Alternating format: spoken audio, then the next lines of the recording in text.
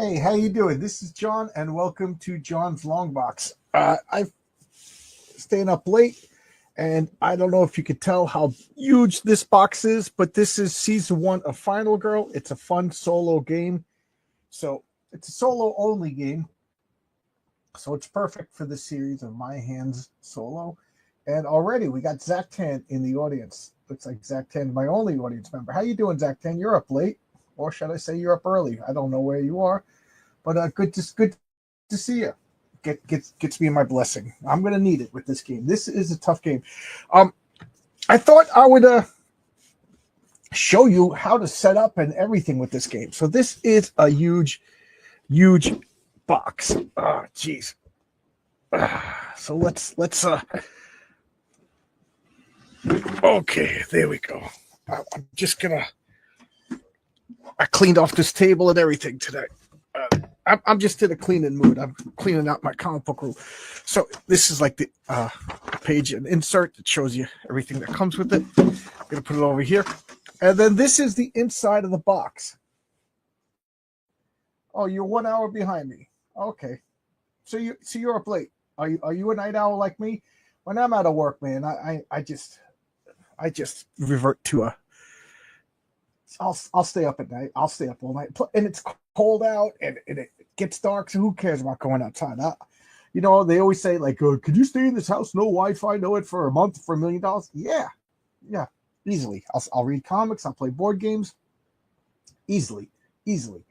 So inside this box, it's supposed to look like a VHS. So look at this box. This box, looks like a VHS player.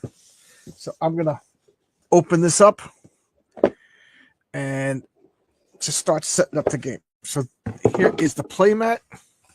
Okay. And again, I'm just putting everything I don't need over here. So these are the 2 mats that you need to play. I'll adjust the camera based on this mat. Okay. It has to line up and it can't be folded because I am that kind of anal retentive. So there we go.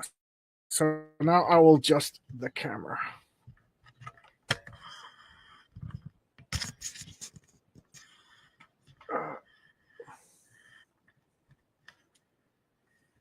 Am I driving everybody crazy? Or Zant? Okay. So this is the mat. This is just some sort of line. It's not a glare or anything like that. And these, I'm trying to reach over this without hitting it. So each modular game is designed to look like a cassette tape. So this is what we're going to open today. Oh man, I need to go get my knife. But you need the base game. So you need this core box. So this is like everything that you need to play the game for every game. Okay, and then these are the components that'll switch out. I just have to go grab a knife to open it. I have no nails because I chew on my nails. So I'm just walking over to where I normally stream from, to my desk, grabbing my knife. Okay, grabbed my knife, and I'm walking around and trying not to trip over any wires.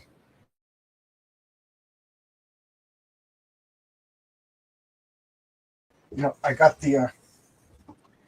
Then I was just about to ask. Am I roboting, and how does it sound? Zach says, yeah, I tend to stay whatever state of consciousness I'm at. Zach, since I got you here, how does it sound? How does it look? So I got here is my father's knife. This is my inheritance. This is what I inherited. So I panic when I can't find this knife as I hit the tripod. And it is a carbon steel utility knife, and it hasn't been sharpened, and I'm not joking, in 50 years, and this thing is still sharp. They do not make knives like this anymore. Holy mackerel, it is just razor sharp. So let me open up the core components. Oh, okay. So this is the stuff that you need for the base game. Okay, now you don't need this because I have the playmat. So this is, if you don't have the playmat, you could use this. So this is what we're looking at, and then this is like extreme. If the game wasn't hard enough for you, you can make it more difficult. Oh, I just remembered I found a piece when I was vacuuming over here. Let me get it now. I have a spot on my dresser where I take board game pieces. Just making sure there's only one. Because every once in a while something falls up. Like I have a Roomba. And when the bag fills up, I cut it with that knife that I just showed you and cut it and inspect it before I throw it away. Because I'm that kind of crazy. Okay, so this piece was missing. So I'm gonna deal with this in a minute. Is this the plastic near the top of the board? No, it's just like that on the mat, because there's an image of an old cabin, and this is light from a car. Okay, so here's a car, and the light is shining on the trees. So no, yeah, it looks worse on the screen than it actually is. But don't worry, everything's going to be covered up with the pieces. So, okay, so I'm going to put these cards here. Okay, these. Well, you know what? I now that I got all these pieces, I don't. Oh, okay. So this I need. Okay, so this. I'll show the pieces. This is a little wooden hourglass. This shows where I am. What other? This. Oh, yeah. I can't even put anything else out until I get all the other pieces. All right. So this is a horror tracker. And yeah, again, you don't put that out until you get the board. So I got to show this. So one of the things about this game is it's modular. So this little sleeve. Okay, so this is the final girl, featuring the Sacred Groves and starring Inkanyamba, the Avenger. So I'm going to open it up. Okay. Killer Wraith. Okay, so this is the board. This is the killer board. So this is who I'm fighting. Anybody? So I'm trying to figure out who it is. Like, this is all like goofing on a horror movie tropes. So I'll read the special rules. All right. Everything is customized. Oh, we got new cards. Okay, this is going to be a lot different. Oh, for Adelaide. So if you play Adelaide, you get special cards. And then this should be the location. Okay, so this is at the Sacred Groves. Okay, so this is the location. You put that there. So that should take care of that glare that was bothering you, Zant. And then this is all the custom pieces. Okay, I'm just going to remove all of that and put that over here. And now, here's another cool thing. If you buy the box set, like I just bought, you get all of this bonus stuff. Like if you just buy it in the store, you're not going to get this. So,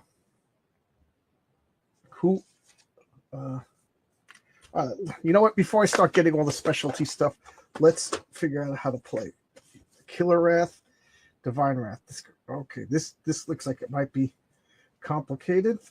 Okay.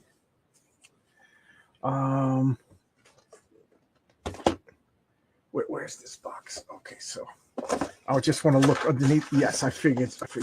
And this is for Barbara. Okay, so we got Barbara and Adelaide are the two choices that we could use in this particular game. I don't know who. Okay, this will tell us Melanie, Barbara. So I'm gonna grab Adelaide. So this is Adelaide. Now again, you don't get these plastic things unless you buy this gigantic box set. And I really recommend, if you're interested in this game, just get this gigantic box set. It's just all the bells and whistles. So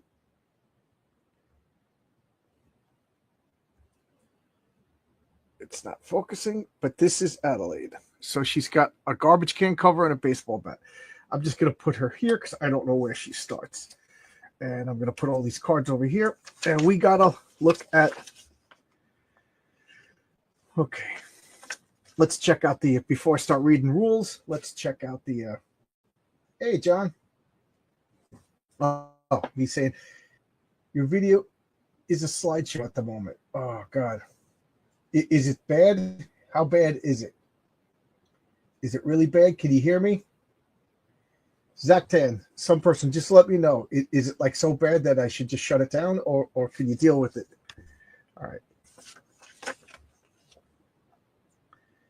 Okay. Whenever Inky Guy used to be, or wherever he came from. Okay, so this is the rules for the bad guy. So this is the rules for Inky Yaba. And there should be an Inky Yaba creature.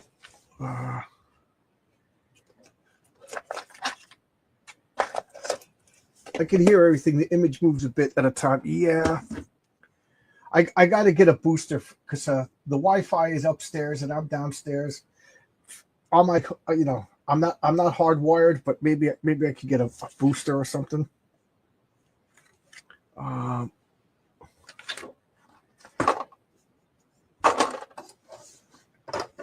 Okay. This is the miniature series. Camp Happy Sacred Grove. So the monster should be in here.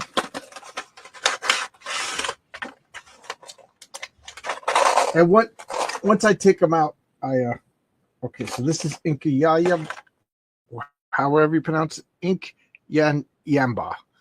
So this is Inkayamba.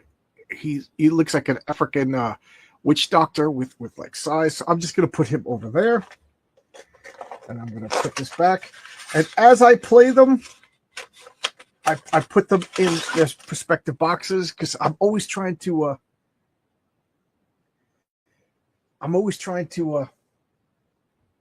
reduce space. You could drill a hole. Yeah, I could. I actually could because there's a drop ceiling. So I could drop ceiling and run a wire. And then, plug it in when I'm doing, and then just roll it and put it up the drop. So that's actually a good idea. That's a good idea. I'll try the booster because that's non-invasive. And then if that doesn't work, I'll run a wire. Okay, so let's look at Inkayaba's special rules. So each game is a little different. Some of them are difficult, some of them are straightforward, some of them are confusing. So Inkanyamba, the Avenger. Whoever Inkanyaba used to be or where he came from no longer matters. He has taken for himself the name of the legendary monster and has become a creature of pure wrath. His sole purpose is to exact vengeance on all around him, even if he long ago forgot the reasons for that vengeance. In order to overcome him, you will need to manage the ever-rising anger represented by the killer wraith. If it boils over, you will never survive the ensuing onslaught. Okay? All right. So, special setup. Set up the game as normal with the following changes when playing with Inken Yamba. Place the killer wrath card in the play area and place a tracking marker on level 2. Put a killer wraith. Okay, so I'll put that there and put a tracking marker on. Do we have tracking markers? So I guess I'm using stuff. from the game. So I'll put this on too. Okay, so it's just a little dot. Okay,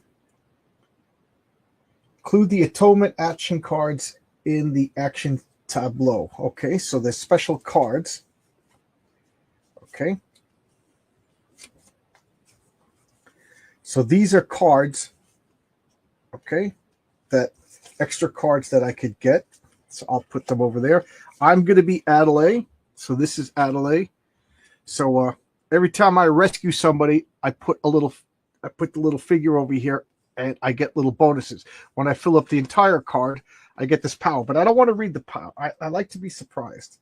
I like to be surprised. Okay, so we're still setting up the game. Okay.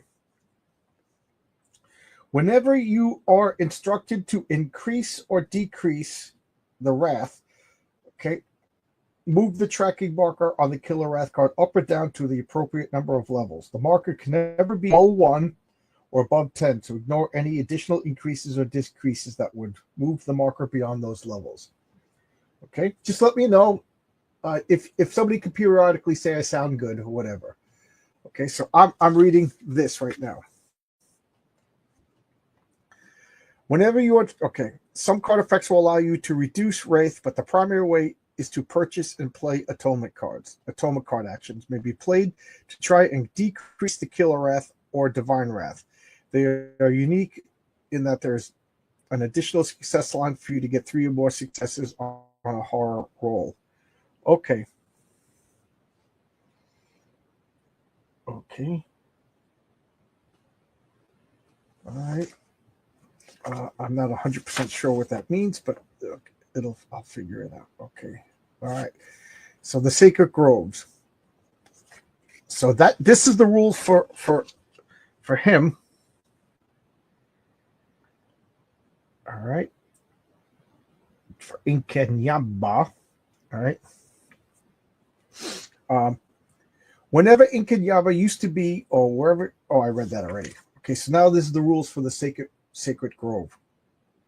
The gods are furious. Is this more helpful? Let's see. Is that better for you guys if I turn the light on the camera? The gods are furious over the desecration of their sacred places by idiotic, obnoxious tourists. They've forged an unholy pact with the killer, unleashing their wrath upon you and the obvious victims in an attempt to cleanse the groves with blood and fire. As you fight to survive against the killer's onslaught, you'll need to simultaneously contend with the fury of the gods represented by divine wrath. Okay, special setup. Okay, place the divine wrath card. Oh, geez. So now I got 2 cards over here. Divine wrath and killer wrath. And I'll put a marker on level 2. Okay. Place the Sacred Grove's Bloodlust track directly to the right of the Chosen Killer's board, lighting it up at the bottom. Okay, so what is the Bloodlust track? Oh, it's this. Okay, so this is the Sacred Bloodlust track. Place the Sacred directly to the right of the Chosen Killer's board. Okay, so I'm going to have to do this.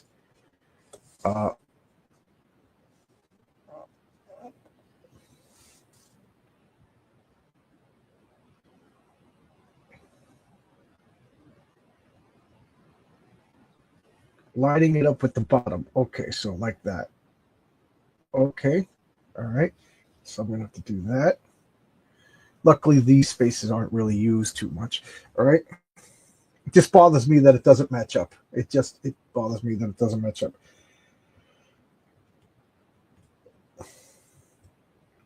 Set the Sacred Grove's final token to the side. It is only needed if the finale is revealed. Okay, so we don't need this. I'll put that on the side. Include both atonement action cards in the action tableau. Those are included with Inkenyaba. Okay, various tokens. All right, so I'm not going to punch these out until needed because I know I will lose them. So these are for Adelaide's eyes only. These are for Barbara. So I'll put them over there. I don't like looking at the cards until it's time to look at the cards. I like being surprised. Okay. All right. So whenever you are instructed to increase or decrease Divine Wrath, move the tracking marker on the Divine Wrath card up and down the appropriate number of levels. The marker can never be below 1 or above 10. So you know, whenever you're instructed to unleash, check the current level on the Divine Wrath and apply the effects. Okay. Whenever a horror increases, in addition to applying any effects on the killer board, such as increasing horror levels, you must also apply the effect on the Sacred Grove Bloodlust track.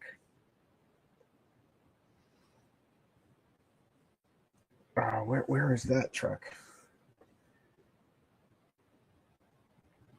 Sacred Grove's Blood. Oh, right here. Okay. All right. Some items or card effects will allow you to reduce Divine Wrath, but the primary way is to purchase and play atonement cards. If the final is triggered, take the Sacred Grove final token, place it on top of the final card. During the killer phase, after the killer action is complete, you must unleash Divine Wrath and increase it at 1. All right. Sacred Spaces. Sacred Spaces are the new type of space on the Sacred Groves location board. The Burial Ground, Sacred Shrine, and the Holy Grove are all considered sacred spaces. The more victims that are located at sacred space, the angrier the gods may become. Okay. All right. So now I got to set up the game. So these are the terror cards. These are okay. So these are okay. So this is Barbara. We'll put Barbara over here because I'm going to play Adelaide. And what you do is you put these cards over here. I'm just going to randomly shuffle them up. So even the monster has like random abilities. So I could put that there. You see how the art kind of matches? And I'll put those cards here. And then there's only 3 of these, but there's 4 of those. And then you put that there. And that's the rules for the bad guy, for the big bad. Okay. I'm just keeping everything separate. All right. These are the terror cards. If you could see, these cards are because of him. That's his sub. So I these are his terror cards, and there should be location terror cards. Did I take everything out? I don't think I took everything out. Or did I? I did. Oh, they're right here. Okay. And these are terror cards by location. So, because I could do the Sacred Groves with a different monster. I could do, a different final girl with this. But this is, what they recommend you do. So, where's the actual rule book? Okay. I think you shuffle the terror cards. Okay, so I'm just refreshing the player board. Oh yeah, I gotta put this. So this starts here. The terror level is at 9. No, the horror is at 4. No, this goes here. This is at 4. Okay, because it tells you. Right here, the horror. He has 9 hit points. So I gotta give him a.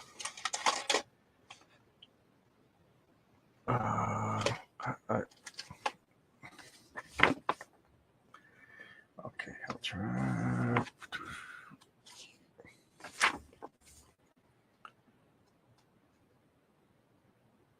Okay, the location. Okay, set up the game. Open the Koepp, take the player right, take the 6 customates and put them. Okay, so take the dice out. These are the dice. I'll talk about them when it's time to talk about them. But this is a spot. I just love putting everything on the right spots. I love when a board has spots for every. I'm such an anal retentive person. So Adelaide has 6 hit points. So these are going to be her 6 hit points. That's 1, 2, 3, 4, 5.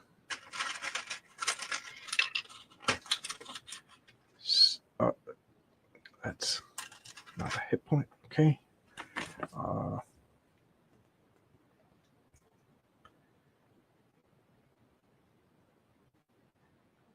Take the action card. Okay, so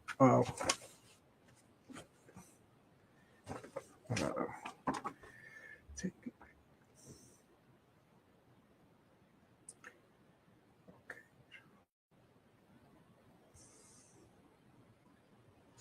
Okay, take the killer tarot cards and deal 10. Okay, all right. So what you do is you take the 2 location cards and you shuffle them together.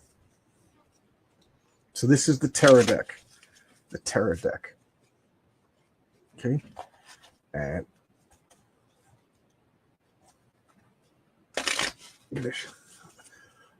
like to shuffle 5 times. How you doing, people? How you doing? Who's in the chat? Introduce yourself. Does anybody want to pop in? Does anybody want to come in and talk with me? Whenever I do these,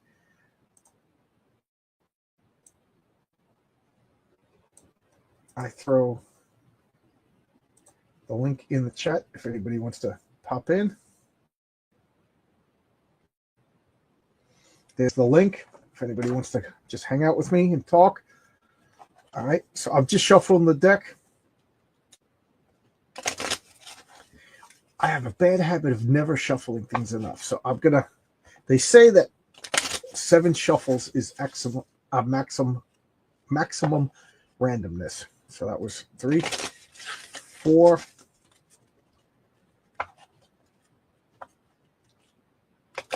5. I'm going to turn this light off. I think there's too much for glare. Is that better? This is just like a reflection in the water in the game. Maybe I'll bring the camera a little closer.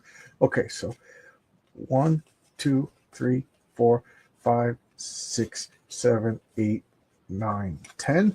So there's 10 cards. I'm going to put these cards off the board up there. Okay, what is the next thing? Shuffle the location items together and deal out 3 piles of 4. Okay, all right. So these little cards,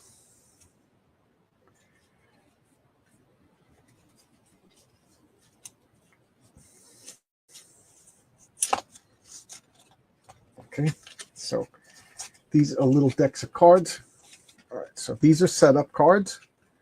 I'll put the setup cards over here. That's their spot. This, okay, that's supposed to go like that. I'm going to push that. Okay, let's push that a little bit this way. Okay.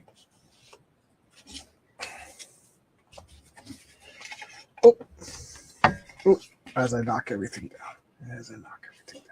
Okay, so I just want to bend that straight down. This is supposed to go like this. This is here. This is here. This goes right there. That's his bloodlust. All right. So now I gotta shuffle these item cards. Now, Adelaide. Oh, that's Barbara. Where's Adelaide? These are cards that you only put in if you're playing with Adelaide. Adelaide's Bat and Shield. Okay. Simply shuffle into the chosen location deck of the item cards if you rather then shuffle it before dealing out the second. Okay, so I'm going to shuffle this into the items. 1, 2.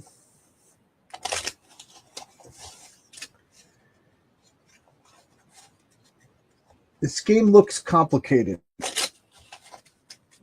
but it's not really. It's pretty intuitive. Okay. All right. And then you put 4. 1, 2, 3, 4 in each location. 1, 2, 3. So Adelaide's special item may or may not be in this game. Okay. All right. And I'll explain everything as it's time to explain everything. Okay, so what is next? That was locations. Okay, so now we got the, oh, as I drop the rules, this is the setup. So this is how I set up the board. So I start right here. The killer starts right here. And then I put victims. So these little yellow miniature people, or as they're called, meeples. They, I put them there. So this is determined at random. So again, everything could be a little different every time you play it. Okay, so we got this there, we got that guy there. We got two people down here.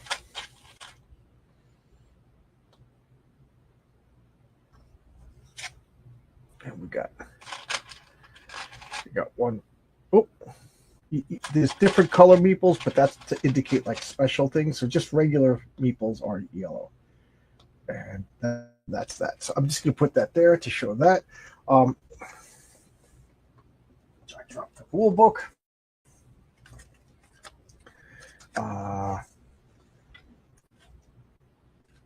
Set up. Take the knife and mix them around.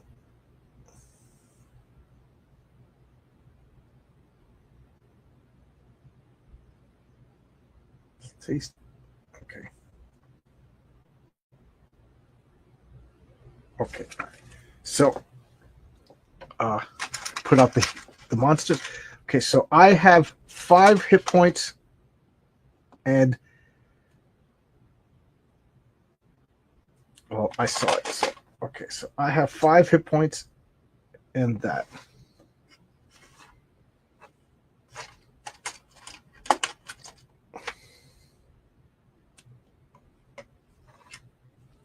Oh yeah. Okay. I'm supposed to see. Okay, so I have supposed to draw these at random without looking. Okay, so I got to do it the proper way. So you put these here, and the reason why you're not supposed to look is some of them have nothing on the back, and some of them have an extra hit point on the back. Okay, you see this one has 3. This one has 0. This one has 1. And this one has none. So there should be 9 of these. Okay. So the last hit point of the monster and the last hit point of the final girl is randomly selected. So I'm going to mix these up. And I'm taking that one. So now I got to put 9 hearts for the monster. 1, 2, and that. So that's 1, 2, 3, 4, 5, 6, 7. So 1, 2, 3, 4, 5, 6, 7, 8. One more, 9. So that's the creature. I just want to make sure I'm doing that correctly. Okay. All right. I did that correctly. All right. All right. So that's the monster. That's me. And what else is there? Oh, events. So we're going to shuffle up the events. And then we're ready to play. Then we are ready to play. And then you just follow the rules. You just follow everything. Everything. Okay. So put these events here, and we only play the events if it tells us to play the events. So I don't even know what they say. Oh, I gotta get the cards. All right, so these are the actions. So this is a special action for this. So 1, 2, 3, 4, 5. So these are my starting hands. Search, focus, close call. Close call, and you separate them by number. Okay, improvise, sprint, furious strike, retaliate, distraction. I try to put them in number order so I could find them. So critical blow goes here, and a long rest over here. Okay, And this is my starting hand of cards. All right. So, all right. All right. So we are ready to begin. All right. So on. Okay. So this is the turn summary and all the symbols on the back of the rule book. Again, I said it the other night. If you make a board game and you don't have a rule summary on the back, you are not doing any good. So turn summary, action phase, play action cards. Okay. So I'm going to play cards. These are my starting cards. All right. So what I always do, I got focus. I'm going to play focus. So I'm going to play my card right there. So focus. So this is my terror level. All right. So my terror level is here. So I get 2 dice. Okay. So I roll the 2 dice. All right. I got no successes. Now I could discard. Oh, I can't even discard. So that's just, there's nothing I could do. So I got 0 stars. So I lose 2 time. So already, all right, let me move this over a little bit. So already I'm losing time. That's not good. I don't like that. So I'm going to play focus again. I have 2 focus cards. So, okay. So this symbol means I could discard 2 cards to get a success. So I don't need short rest or weak attack. So I'm going to discard these. So I have 1 success. So the horror level is going to decrease by 1. Okay. And I lose 1 time because I got 1 success. Decrease the horror, lose 1 time. So there you go. And now I have 2 cards that say walk. All right. Now, what I got to do is save civilians. I got to save people. I'm a hero. So I'm going to play walk. Okay. So here's the card that I'm playing. Playing walk. Okay. Again, I'm in this zone, so I get 2 dice. So I'm going to. Okay. I got 1 star. Could you see that? Oh, maybe if I bring this down. How's this? Is that better? Somebody just messaged me. Who just messaged me? Okay, my wife's saying good night. Okay, good night. I can hear her walking around. Okay, is that better? Can you see a little bit better? Is it too far away? Okay. All right. So, Zach 10 gives me the thumbs up. So I got 1 success.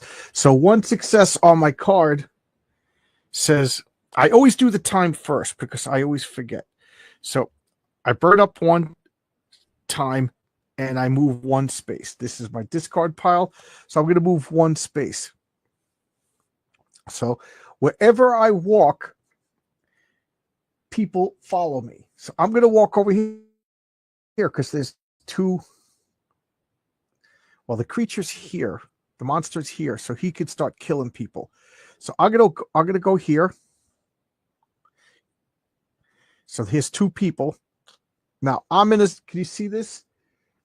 I'm in a spot with a wrench. That means I could search. It's the lost and found. So that would be this pile. But I don't have a card that lets me search. So even though I'm in that spot, the only card that I have is walk. So I'm going to play another walk. And okay, so I got 1 success. So I lose another time, but I move a spot. So I'm going to go here. So now I got 3 people with me. That's my discard pile. I have no more cards. So planning phase, purchase action cards. Okay, so now I have 1. So I have 1 currency to buy a card. So this costs 2, these cost 2. So these are all 0 cards. So I could buy 1 close call card. Okay, so that's what I'm going to do. So this is my hand for next time. So next turn, I'm kind of screwed. All right. And then I reset back to 6 because that's the default. Killer phase, resolve the killer action. So the killer action, I look up here, and this tells me what the killer does. If the killer wraith is at 1 or 2, increase the wraith by 1. Okay, so the wraith goes up to 3, and that increases the horror. So that just negated my whole turn. So, okay, so it's at 3. You see this little white dot? So I put this over here. This means increase the horror. Then it targets me or what does that mean? Target closest victim or final girl. So it's going to target the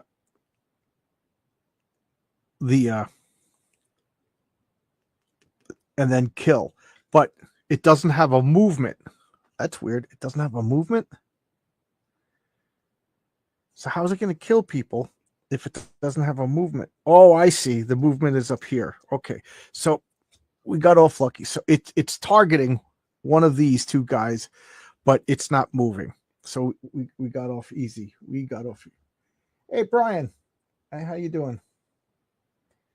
Hey, Brian, do you want to come in? I'm playing a horror game. I know you like horror movies, right? So if you want to, here's a open invite to just hang out and talk. If you want to come in, there's a StreamYard chat.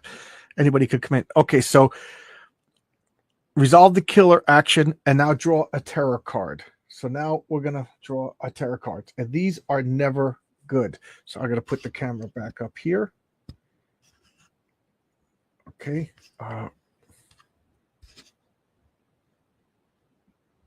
Okay. Sorry, bro. I got to get a quick walk, but maybe when I get back. Okay. So here is the terror card. He's coming, and there's nothing we can do. If there are no victims on the board, discard and draw the next terror card. Otherwise, so he targets a non-player character. He moves.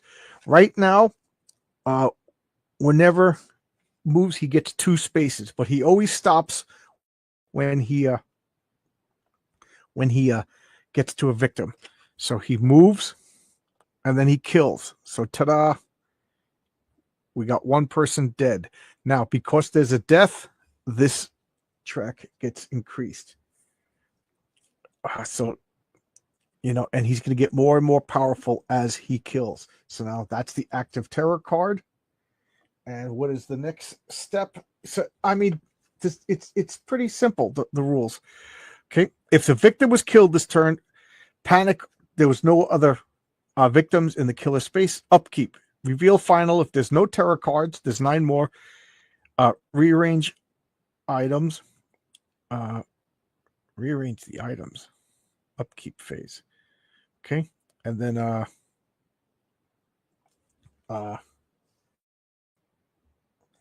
so now where's my card? Okay, so now it is now the action phase. So this is the only card I have. Play after any horror roll. So a horror roll is any die roll. Any die roll. So right now I don't have anything. All right. I can't do anything. The good thing about it is I have 6 currency to buy cards.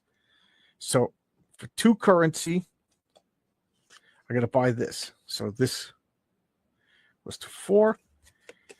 And now I have 4 currency.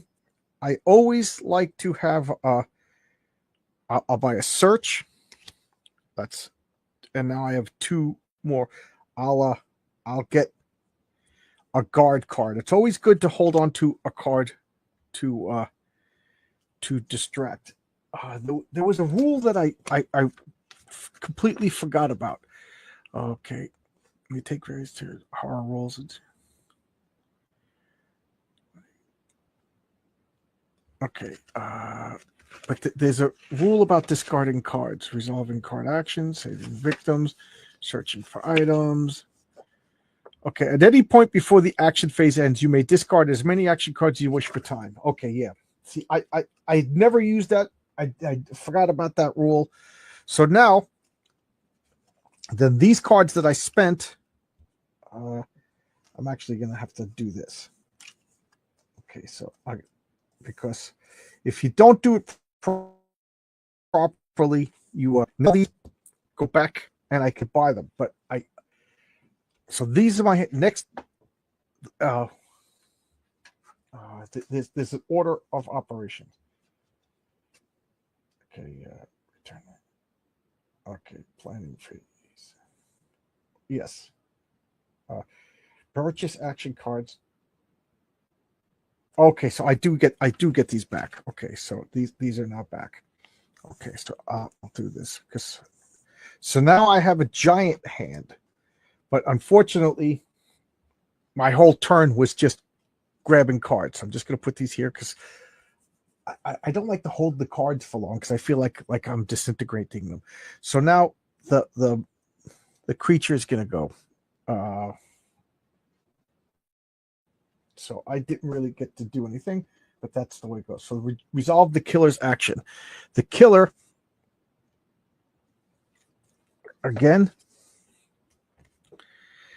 if the killer wrath is at 1 or 2, increase it by 1. And then increase by 1. All right. But it's at 3. So we don't do anything, I guess. If it is at 1 or 2, increase by 1 and then do that. So it's at 3. So we don't do anything. We don't do anything. But we do draw a terror card. Okay. They disrespected him and now he wants their blood. If there are no victims on the board, discard and draw the next terror card. Otherwise, target a victim. So this poor guy is the closest. We're going to move. And then he does 2 hits. I mean, 1 is enough to kill him. But if there were 2 victims in that space, he would be able to kill 2. So he killed 1. What do they call that? Bloodlust goes up.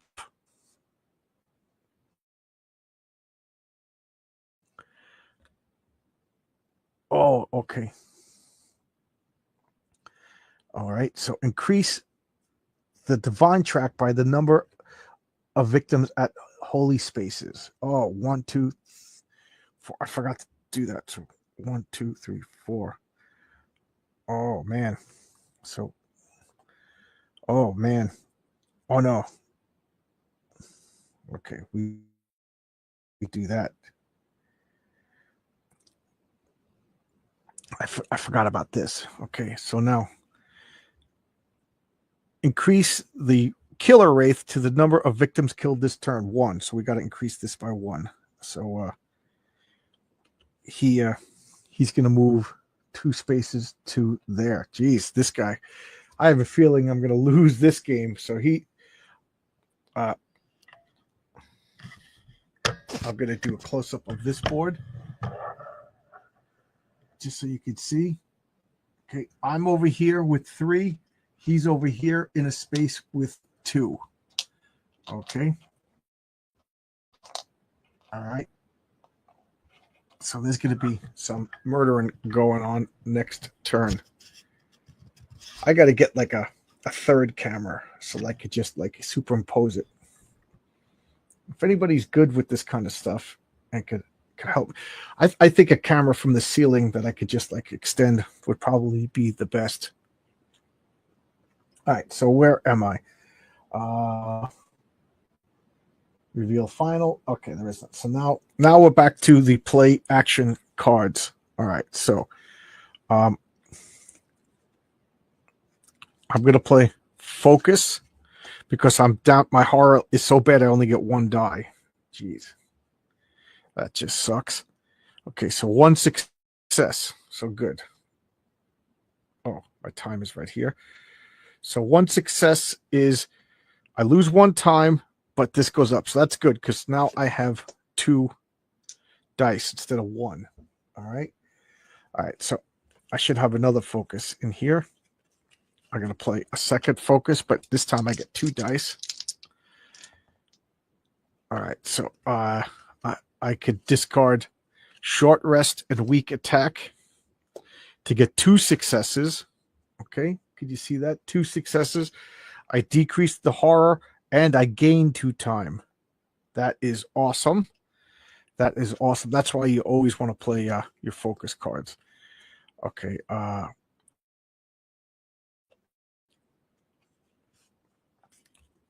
in a holy spot. I don't want to be in the holy spot anymore. So I am going to walk. Okay. I will roll my dice. Nice. I got 2 successes. Could you see that? 2 stars. So move up to 2 spaces for only 1 time. So I'm going to go 1, 2. All of these people come with me. All of these people come with me. You know, I'm the charismatic main character of this horror movie. All right. I'm in a searchable spot. So I'm going to play search. I get 2 dice. I get 2 dice. Okay, so I have 1 success. And I could discard 2 more cards, but I don't want to discard. So 1 success says take the top item card of your space. First, I always reduce the time because I don't want to forget. So I am in the welcome center. The welcome center is over here. So that's this. So I get mysterious pills. Okay. Discard this during the action phase and choose one of the following. Either reduce the horror by 1 or gain 2 health. Okay. Mysterious pills. This is my backpack. This is as many things as I can carry. So I'll put them in my hand. So now I got to put a different spot for the cards that I play. So these, I could have 3 things. Well, I could have 1 thing in each hand, and then I can have 4 things in my backpack. All right. So I don't have another search card. I'm going to play Atonement. Okay. I'm going to roll 2 dice, see what happens. I got 1 success. So 1 success, I could decrease the red track or the gold track by 1, and it doesn't cause any time.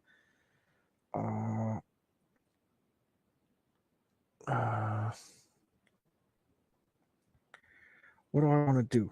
Okay, so this, I'll reduce the divine track. All right. All right. That'll go in. And now I will play walk. Okay, so I'm going to play walk. I get 2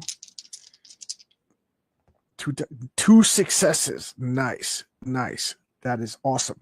So move up to 2 spaces for 1 movement. And why is that such a big deal? Because I could go 1. These 3 get rescued. So I could, I'm going to put 1, 2. This gives me 2 time. This gives me 2 time. And these 2 guys reduce the horror. So I'm feeling pretty good about myself. I just saved 4 people who cannot be killed. Okay. That is awesome. And I still have another move. I still have another movement. The only spot, I don't know if you could see it on the map, but this is the only spot I can move to. So I just saved 4 people's lives. That is, I'm feeling pretty good. These 2 cards stay in my hand. I'm going to put them over here. I'm going to take a sip of soda. How's everybody doing? How's everybody? Success, Zant can see the dice. That's pretty cool. All right. Now, a lot of you can't see the Killer Wrath track, but there's a lot of discard cards over here. So I'm just gonna take these mysterious pills, and my horror will go down to 2. There's a discard pile right there. So rather just use it and get rid of it. This is my discard pile over there. All right. So now, unfortunately, Ink and Yamba goes. Ink and Yamba goes. So I look at his thing. It says this, you just follow his rule. If this is at 1 or 2, increase by 1, and then do that. But it is at 4, so we don't listen to that. All right, we don't listen to that. So we draw a terror card. And, let's put this up so we can see that board. Okay, so this says he's coming, and there's nothing we can do. If there are no victims on the board, discard and draw the next card. Otherwise, okay, this means increase the horror. And then he targets a victim, he moves to the victim, and then he kills the victim. So he's already on a spot with the victim, so he kills a victim. That increases that, which means his dark power gets released. So we flip this card over. Rising Dread. Whenever the killer wrath increases, increase the horror. So it's getting tougher. It's getting tougher. This game is really tough. This game is really, really tough. I'm not going to win the first time I play against the monster. You know, you got to start. You got to start. You know, you got to figure out how to do it. All right, so now we panic. So this guy's going to panic. He's going to run away. If he rolls a 3, 4, 5, or 6, he goes here. If he rolls anything else, he stays. So he rolled a 1. So stupid guy panicked. Don't kill me! Don't kill me! Don't kill me! You know, there's always one of them in every horror movie. So he's panicking, just shrieking away. He didn't run, or she didn't run. All right, so that was the panic phase. Reveal final if no cards left. And okay.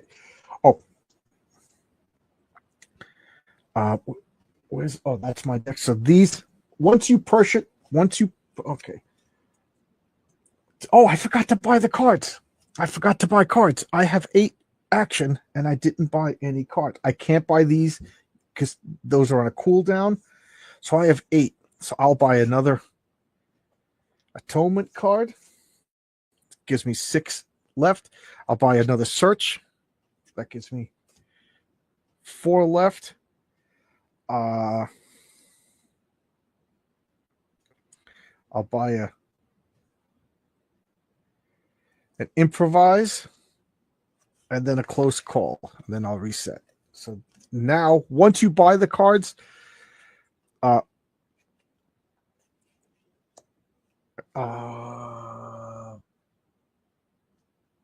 everything goes back to the tableau.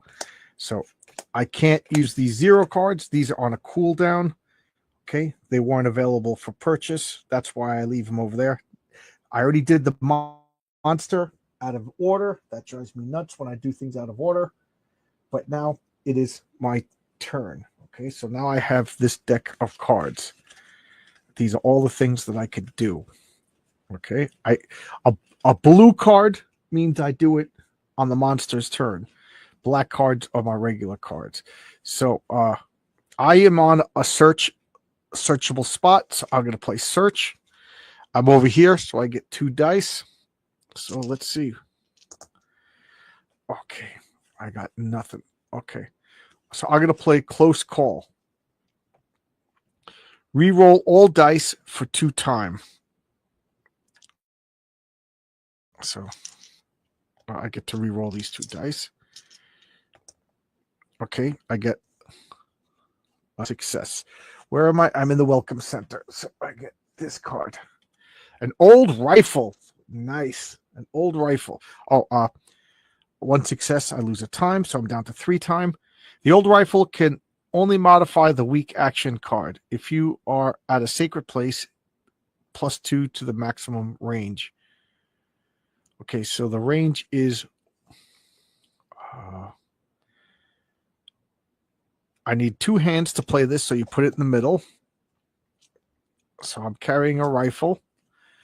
Oh,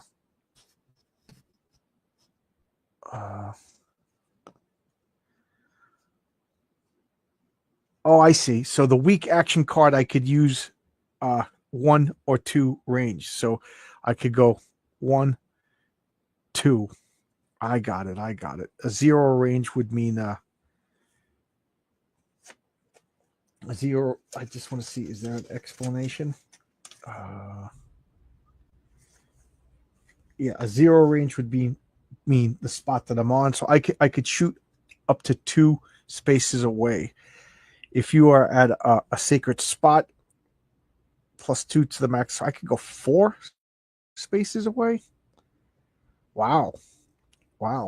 That's pretty cool. All right, so I got an old rifle. All right, what else can I do? I'm going to play Atonement. So these are all the cards that I played. Atonement.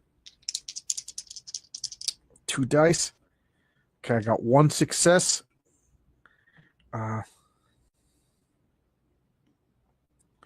I will reduce the Divine Wraith. All right, and it doesn't give me any increase in time. And all right, I'm going to stop here. So this is my hand of cards. I'll put it over there. I have 3 time. These cards I cannot buy.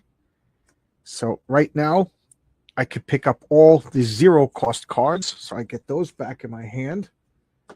And I have 3 currency too. So I will buy a distraction card. I will buy a distraction card because it's 3. All right, and then I'll set that back up. And now, why are these cards here?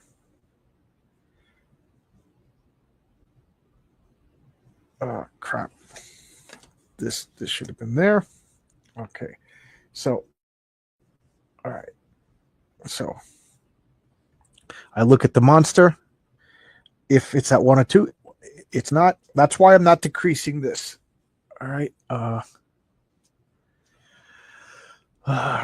Let's see. Where am I? So he doesn't do anything. So I look at the terror card.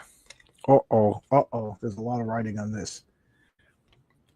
Let me just carve my initials right here. Increase the yellow wraith. So I lose. Well, it doesn't. Oh, increase. Oh, okay. I got to read the whole card. Okay. Increase the yellow by the number of victims at sacred spaces. There's 3 sacred spaces. There's nobody there. Okay. But we still unleash the terror. Okay. Unleash this divine wraith. I have to, it says right here, discard 1 random action card. So this is my stack of action cards. I'm just going to shuffle it one more time, and then get rid of the top card. This goes back. This goes back. This goes back. So I lose a close call.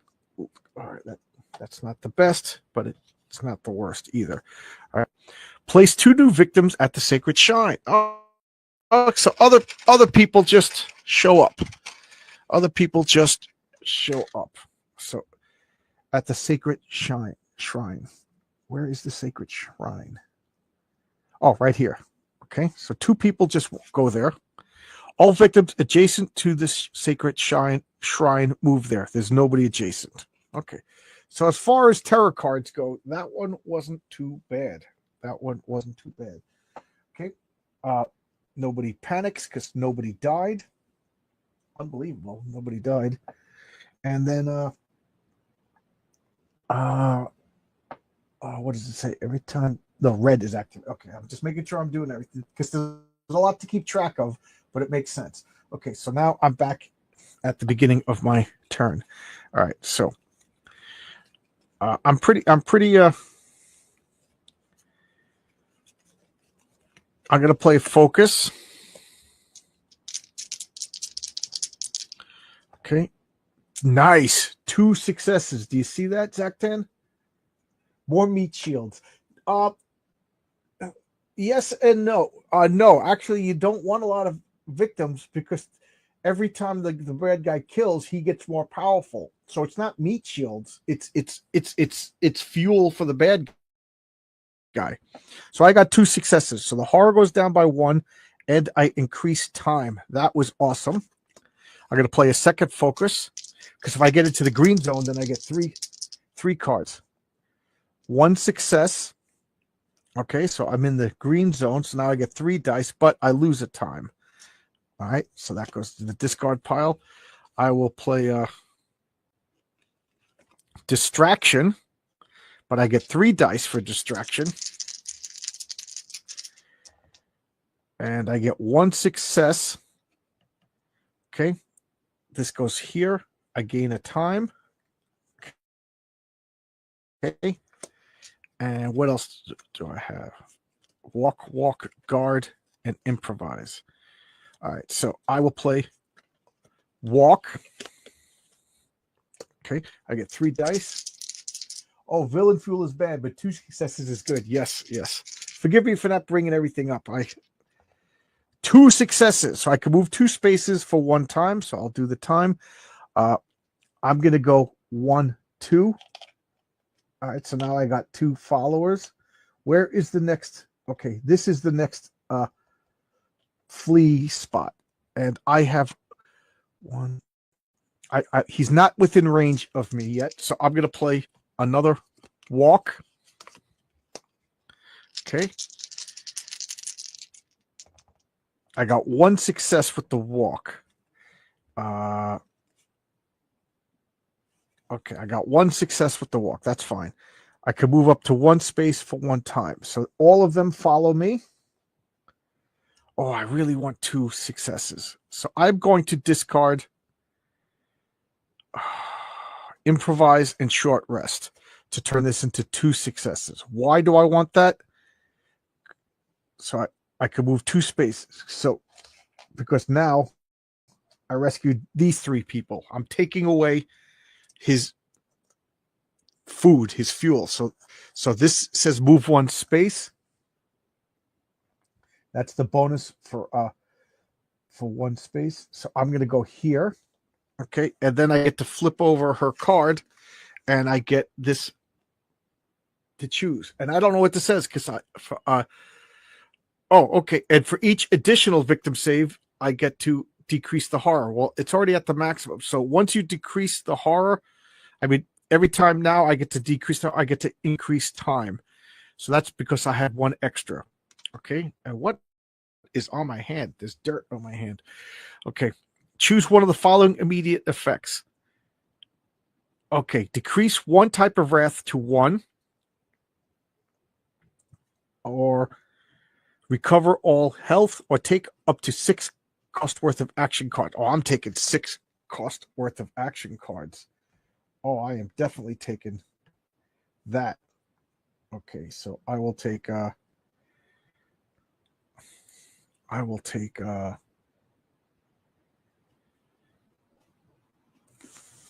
we're going to take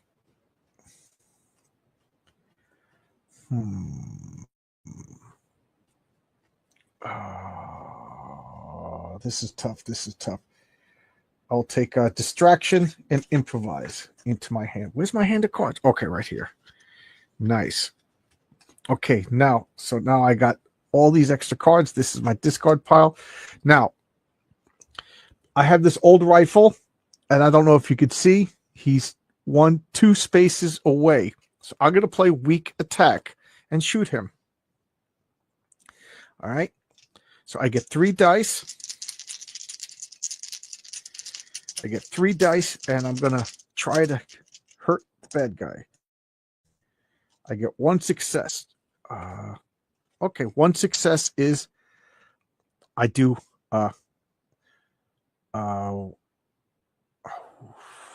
1 damage to him.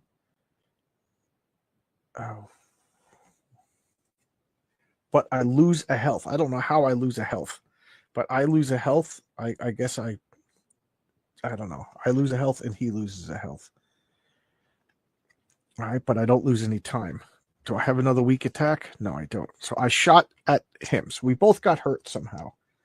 I don't know how I got hurt, but I got hurt. It makes sense. It makes sense if it's a weak attack, but if we're in the same spot, but whatever. So I shot. I guess I wasn't ready, and I bumped myself. All right. So that was pretty cool. I actually was able to attack him. That was pretty cool. All right. So now I have guard, improvise, and distraction. I'm going to hold on to these for the monster turn, and now it is the planning phase, and I have 7 currency to buy more cards. So I will buy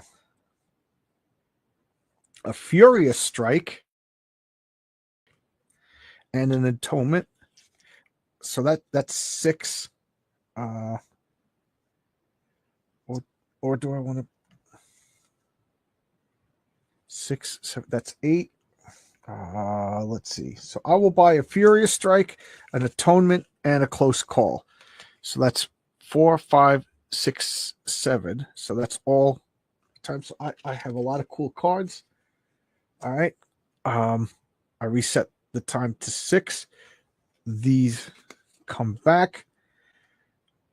I'm not able to get these 0-point cards. I want to, yeah, I'll do that. I got to give them a 0 cost spot. So we do that. Okay. There we go. There we go.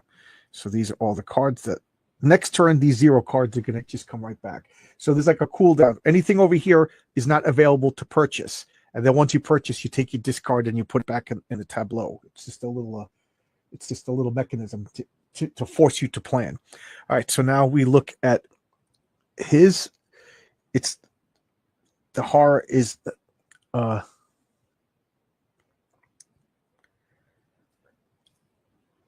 horror is there. So I don't do it. If 1 and 2. Okay. And then, all right. So now I look at the terror. Okay. Unleash the Killer Wraith. Okay. So that stinks. So the Killer Wraith, down here, it's at this level right here. So the first thing I do is increase the horror. So things are getting scary. Then he's going to target a victim and move towards them. Well, this victim who's been begging for her life, we'll call her Louise. Oh, you can't see. So he's in a spot already. So he's just menacing her. Then it says increase the Killer Wraith to the horror level. The horror level is at 1. So, all right. So I'm increasing it to 1, which is 1. Then targets a victim and kills him. So that guy dies. This goes up. Increase. I always forget that about this. Increase the Divine Wraith by the number of victims at holy spaces. So I got to increase to 1, 2. All right. But it doesn't say unleash it yet. So that's an interesting mechanism. Then this card is over there. Notice no events have been triggered yet. Okay. All right. And then reveal final if there's no terror cards left. So there's, all right. So now we go back to me. All right. So where am I? I want to, do I have? Okay. So I have 3 dice. Okay. So I'm going to play. Oh, this goes over here. Okay. So I'm going to, I'm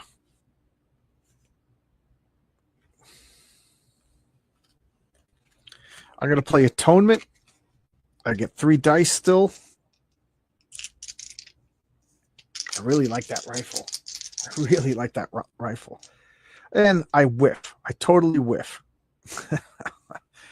I'm going to play Close Call. Reroll all the dice for 2. So I gotta read. Okay, I got one success.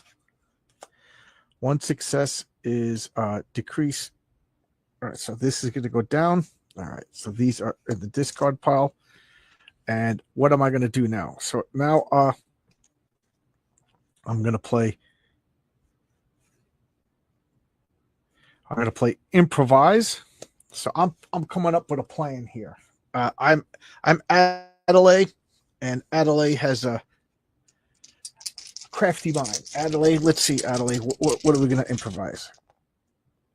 We got one success. One success is for the next horror roll only. All 3s and 4s are successes. Okay, so I'll leave that here to remind me. That's all right. So I'll play a distraction. 3s and 4s are also successes. So I got 3 successes. I didn't even need it. I got 2 successes. So this goes down, this goes up, and then I gain 2 time.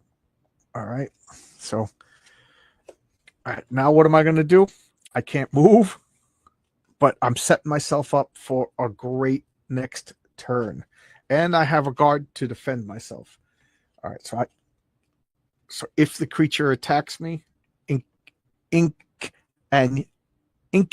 Yamba attacks me, I could defend myself. All right. So I'm all ready to attack next turn. All right. So I have 7 cards. So first, all the 0 cards. I could purchase these for 0.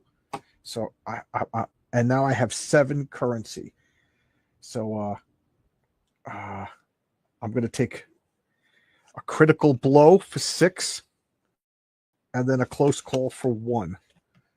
All right. So I got a good set of cards. Now these now go back. So distraction goes back. Improvise goes back. Atonement goes back. And close call goes back. See, I can't buy them. They have a cooldown. All right. I'll put these dice over here because they got spaces for them. Reset this to 6. I'm not too scared. But now he goes. All right. This kicks in right here. If the killer's wrath is at 1 or 2, increase it by 1. So now it's at 2. And then target the villain, a guy, and kill him. But there's nobody in the spot. It doesn't have a footprint, so he doesn't get to move. Okay. Then we draw a terror card. Rage of the Gods. That does not sound good. That does not sound good. I'm going to take a sip of soda because that does not sound good, ladies and gentlemen. Ooh. Rage of the Gods, so an event. Okay, so I play an event. Fire and Brimstone. Makes sense if it's the Rage of the Gods. Apparently, this place is extra sacred, so I better work extra hard to keep the riffraff away. Roll a die and place the Fire and Brimstone token on the, let's see, 3, the Sacred Shrine. So I'm going to pop this token out. Of course, it's where the only 2 people are. So these 2 idiots, here's the story in my mind. Okay, these 2 wandered in here. Max and Irene. Max and Irene are 2 teenagers. This is a horror movie after all. And Max and Irene wandered into the Sacred Shrine, started fooling around, and fire and brimstone came out of the sky. Okay. Each victim in that space counts as 2 victims when calculating increases. All right. So we pushed that there. So we got Sodom and Gomorrah. Strange fire. Yeah. I just love like the story that this game tells. Okay. Increase this by the number of people in here. So I got to increase this too. Okay. Place the killer at the spot with the most victims. Oh God. So he pops out of the fire. Oh man. So Max and Irene are fooling around. They're fooling around. DC Miller says, what kind of summer camp has a sacred shrine? This is not a summer camp. This is we are in Africa, and this is a national park with ruins and stuff like that. You know, each box set has a completely different situation. So we are in Africa. I'm playing Adelaide. The bad guy is Inkanyaba. This is a sacred ruins that the tribe keeps people away from, but tourists keep coming in and desecrating it. So Max and Irene went into the sacred shrine, and of course teenagers they started fooling around, backpacking Europeans, and fire and brimstone just came out of the sky, and then Inkanyaba jumps out of it and he kills twice. So he kills them. Boom, boom. That's what you get for having teenage sex. That's what you get. This goes up twice. 1, 2. And it says unleash yellow. So unleash yellow. Discard 1 random action card. That just absolutely sucks because I just built up a nice hand of action cards. So I'm not going to look. I'm going to look at the chat. If anybody wants to say anything. Anybody want to come in? Anybody? Yeah, teenage desecration. Anybody want to come in? This is the card. Oh no, the critical blow card. That was the best card of my deck. Oh man. Oh, that hurt. And then increase the horror and then lose 2 time. Oh man, that was Oh, and then I got to increase this because it says increase the red whenever you increase the horror. Okay. That. Thanks a lot, Max and Irene. That's why you got to wait till marriage. That's why you got to wait till marriage. You don't see supernatural entities attacking seasoned lovebirds. Right. If they were married, this would never have happened. That was rough.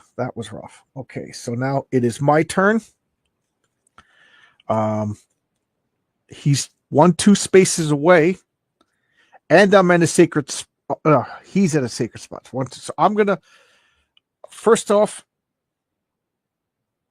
I'm gonna focus. Okay, I'm gonna focus. I still have 3 dice.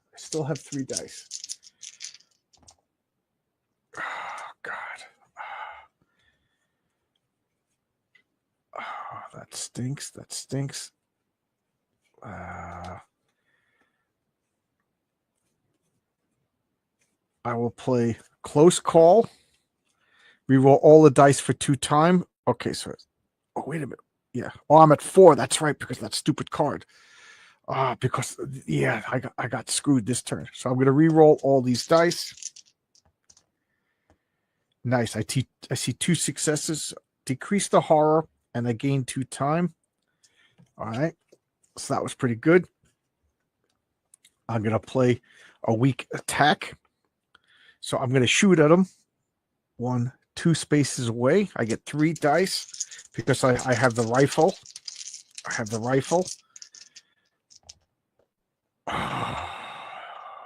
I really don't want that.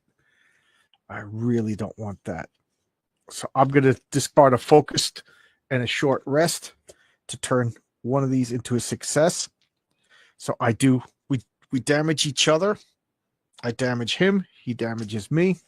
I damage myself, actually. I'm shooting. I guess I'm not following safety rules. I can't think of a movie that has this setting storyline. I can't think of anything either. Is there,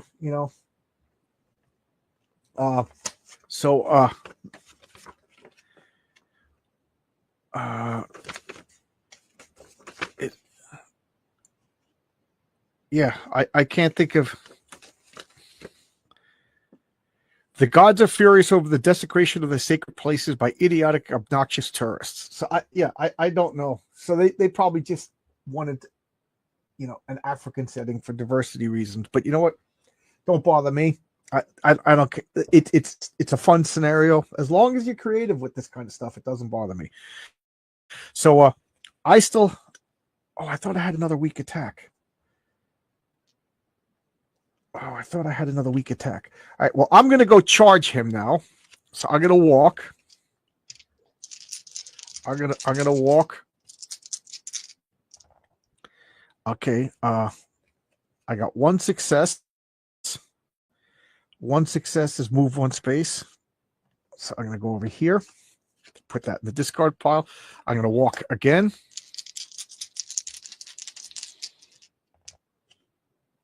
Two successes. I only need one. So I got two, and that I burn up another unit of time. And now I'm going to furiously strike him. Okay?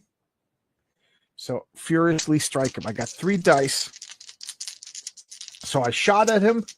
Boom. I don't like this gun. I don't like this gun. I keep hurting myself every time I use this old rifle. Nice. I got 2 successes. So I do 2 damage to him. Boom. And I reduce my horror, but my horror is at the lowest it could ever be, so my time increases.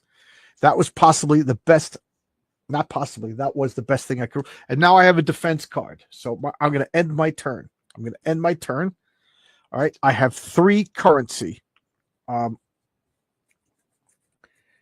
have 3 currency. So, of course, I'm buying a block, a guard for 2, and then a close call for 1. So that brings me to 0, and then reset the board.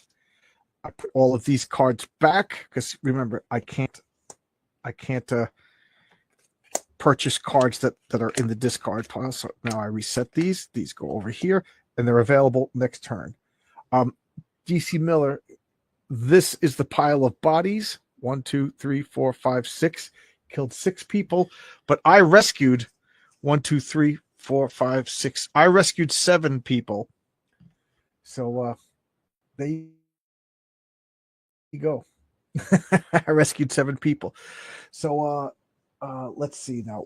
Where is so I just the killer phase. Resolve the killer action. So the killer's action is if his wrath is at 1 or 2, it's at 2. Increased by 1. Okay. Then he targets me because we're in the same spot and he attacks. Okay, so now he's going to attack. I knew that was going to happen. So that's why I purchased a guard card. So he's attacking me. I still have 3 dice. All right. It's going to be hard for him to get more powerful because there's no more victims on the board. So I have 3 dice. Nice. Ignore all damage. So he attacks me, and I just freaking block it. So that's in the discard pile. That's in the discard pile. I just block his attack. That was awesome because he would have done 2 damage to me. He would have done 2 damage to me. Oh, man. All right. But I have to play a terror card now. Okay. All right. So I don't think I'm playing I think I messed up a few things. All right. Increase the divine wrath by all the victims at the sacred spaces, which is 0. And then I unleash the divine wraith. Discard 1 random action card. I got 2. I got 2. I got 2. I got 2. And I discard that close call, which is good. I increase the terror by 1. And then I lose 2 time. That really, really, really stinks. Okay. And okay. Place 2 new victims at the Holy Groves. So Marsha and Clyde, they come wandering in. Marsha and Clyde are vacationing from Nebraska. They're like, look at this. Look at this. All victims adjacent to the Holy Grove move there. Okay, so they're the only victims. No, there's more. there's more fuel for murder. There's more murder fuel. All right, so let's see. Okay, let's see. Zactan. Okay, let's so we're at the top of a round. So this is a good place for me to check out the comments.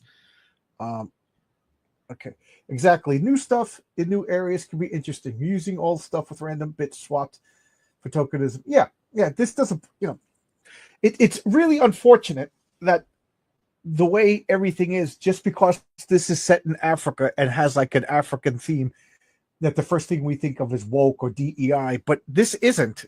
This is, it's just an interesting setting. So, but it's just a shame that that's the first thing that our mind goes to, because of the way things have been ruined for the past 5-6 years. 7 is a nice number. It is. How did we get 7? I don't recall why. The guard card history. Yeah, that guard card. That's one of the things I learned, is always have a guard card. Oh, that rhymes. Yeah. Totally new people. Yes, new people. New stupid people just wandered onto the board. I was researching now. Said it was an original idea. Okay, cool. It's always good to have somebody helping out.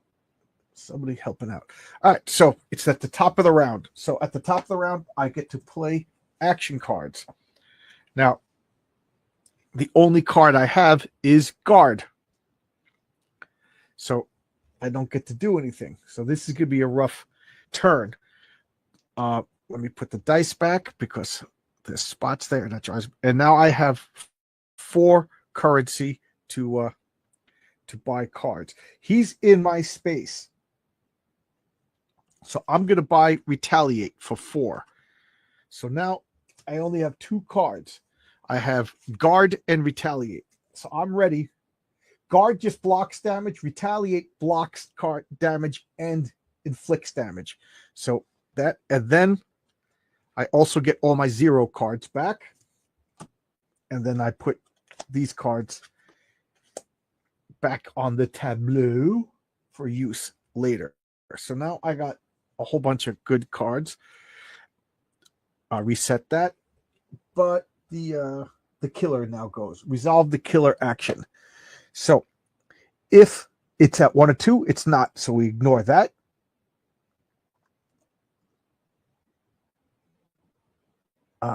I think I might be playing this a little wrong, but I'm going to continue playing this. Then I'm going to read the situation. All right, and then I play the terror card.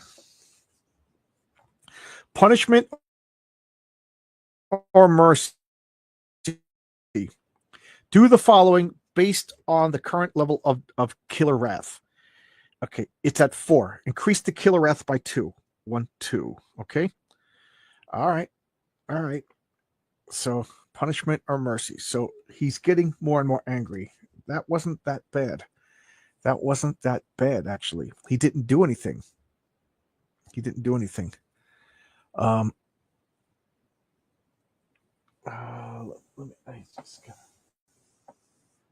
I just want to see one thing. I think I'm playing a little wrong. I think going for the monster slay or the escape. The only way to win is to beat the monster.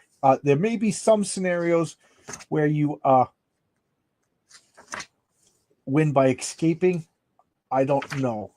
But this scenario, the only way to win is by defeating the monster. All right, the killer phase. Okay. Resolve the killer action. Okay, yeah. I kind of messed up and made it a little easier. I messed up, but I will correct it going forward. Okay. All right, so where am I? So now it's my turn. Okay, so we are in the same spot where there's fire and brimstone. All right, so I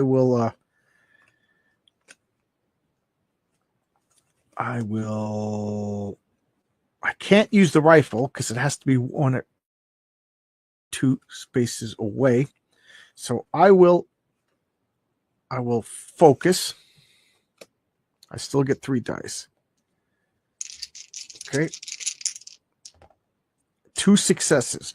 So 1, 2. That was awesome. I will play another focus. Okay.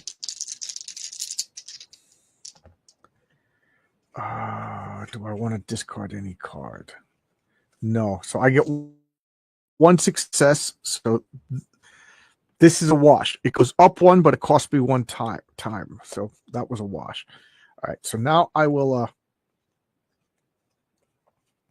walk. I'm going to try to save them because I don't have any attack cards. I have a weak attack card. All right, so I'm gonna just do a weak attack. Like the rifle lets me do it at range 1 or 2, but I could still play it at in his face. So I'm just hitting him with my gun. I'm just gonna hit him with the gun butt. Okay, so I'm playing a weak attack. I'm just gonna hit him with the gun butt. See what happens. I get 3 dice. 1 success. He takes a damage. I take a damage. Okay, all right, that's fine. And now I will walk, not run. I'm very calm. I'm very calm. 3 successes, but move 2 spaces for 1 time. So I will 1, 2. Okay. Do I have another weak attack? No, I don't. I will walk again. I want to try to. What did I call them? Claude and. What names did I give them? I forget already. But I got to go save them. Geez, I don't want to discard any cards. I don't want to discard. So I totally failed. So I have a choice here. If I got no successes, I could move 1 space, or lose 2 time, or lose 2 time. So I'm gonna move once. Oh, lose 1 space, take a damage. And move 2 times. So I'm gonna take a damage. Lose 2 time. Okay. So I tripped in the dark. Yeah, Claude and Irene. Yeah, Claude and Irene. All right. And now Claude and I show up. They're kissing. They're making out again because that's what you do in horror movies, right? Claude and Irene from Nebraska. They're at the Holy Groves doing the nasty. Right on top of these African holy relics. You know what I mean? You don't do that. It's just not right. From Nebraska. So I show up all beat up because I got 1 hit point. This is my hit points over here. I got 2 hit points. And this may or may not have extra hit points on the back. So I'm pretty beat up. So I'm going to do a short rest. I get 3 dice. And I get no successes. Oh, and I do not want to give up any of these cards. So for no successes, I gain 1 health. But the terror goes up. And I lose 1 time, and then I stop. Doesn't matter what I'm doing. I have to stop. My turn is over. Fine, because that's what I was going to do anyway. Now, I have 3 currency. I just want to prepare for when he gets here. All right, so I'm going to take a guard and a close call. Okay, that's my 3. I'll reset that. Put all of these cards back. And I'm ready. So now we're going to see what I was doing wrong. Oh, well, we tried. All right, so now he's going to go.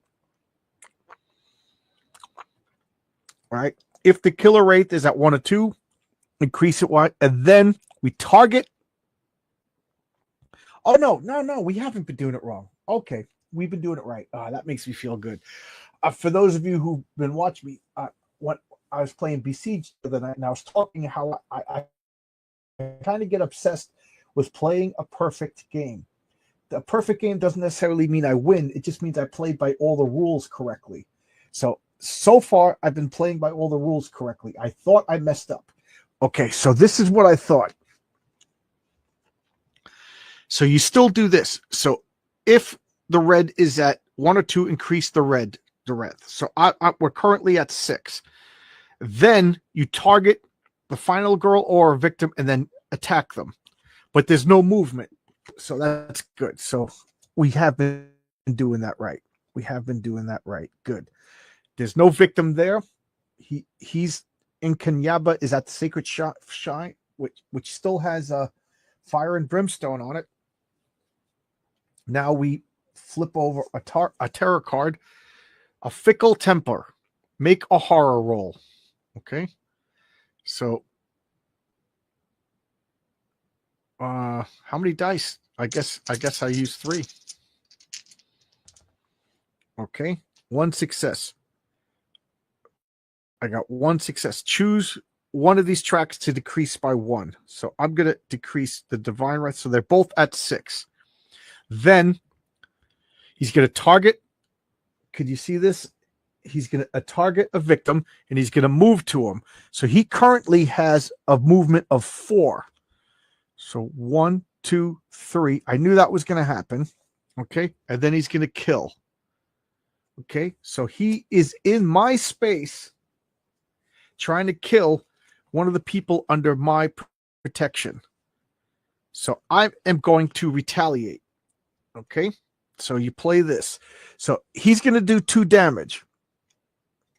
Now, the card said he's choosing a victim, not me. Okay. So you do what the card says. So I have 3 dice. He's coming out one of the Claude and Irene. They're pulling their pants up. They're all surprised because I showed up, start huffing and puffing. And I get 1 success. I am going to play close call and reroll all the dice for 2. Reroll any 1 dice or all the dice. Should I? I'm going to reroll all the dice. Watch, that was probably a bad move. No, it was a great move. I got 2 successes. So ignore all the damage from the attack. So I just cancel the attack. He comes up, I put up the gun, and then I do 2 damage to him. That was awesome. All right, so he loses 2 hit points. So if you could see his track, he has 1 left, and then he has 1 special left. Me, this is me. I have 2 regular and 1 special left. That was awesome. And I'm especially happy because I thought I played wrong. I thought I made it too easy. So now it is my turn. These cards don't go back.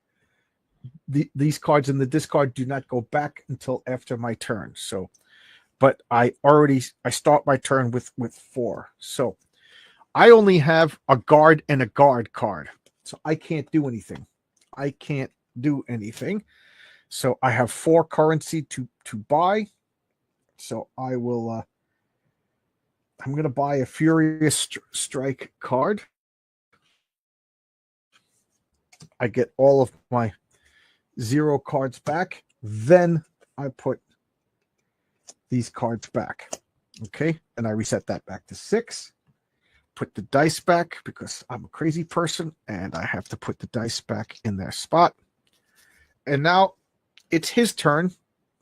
And we start his turn in what's the name of this place? The Holy Groves with me, Claude, and Irene.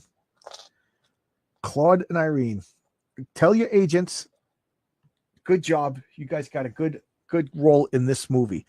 So, first thing, if is that 1 or 2, we don't do it.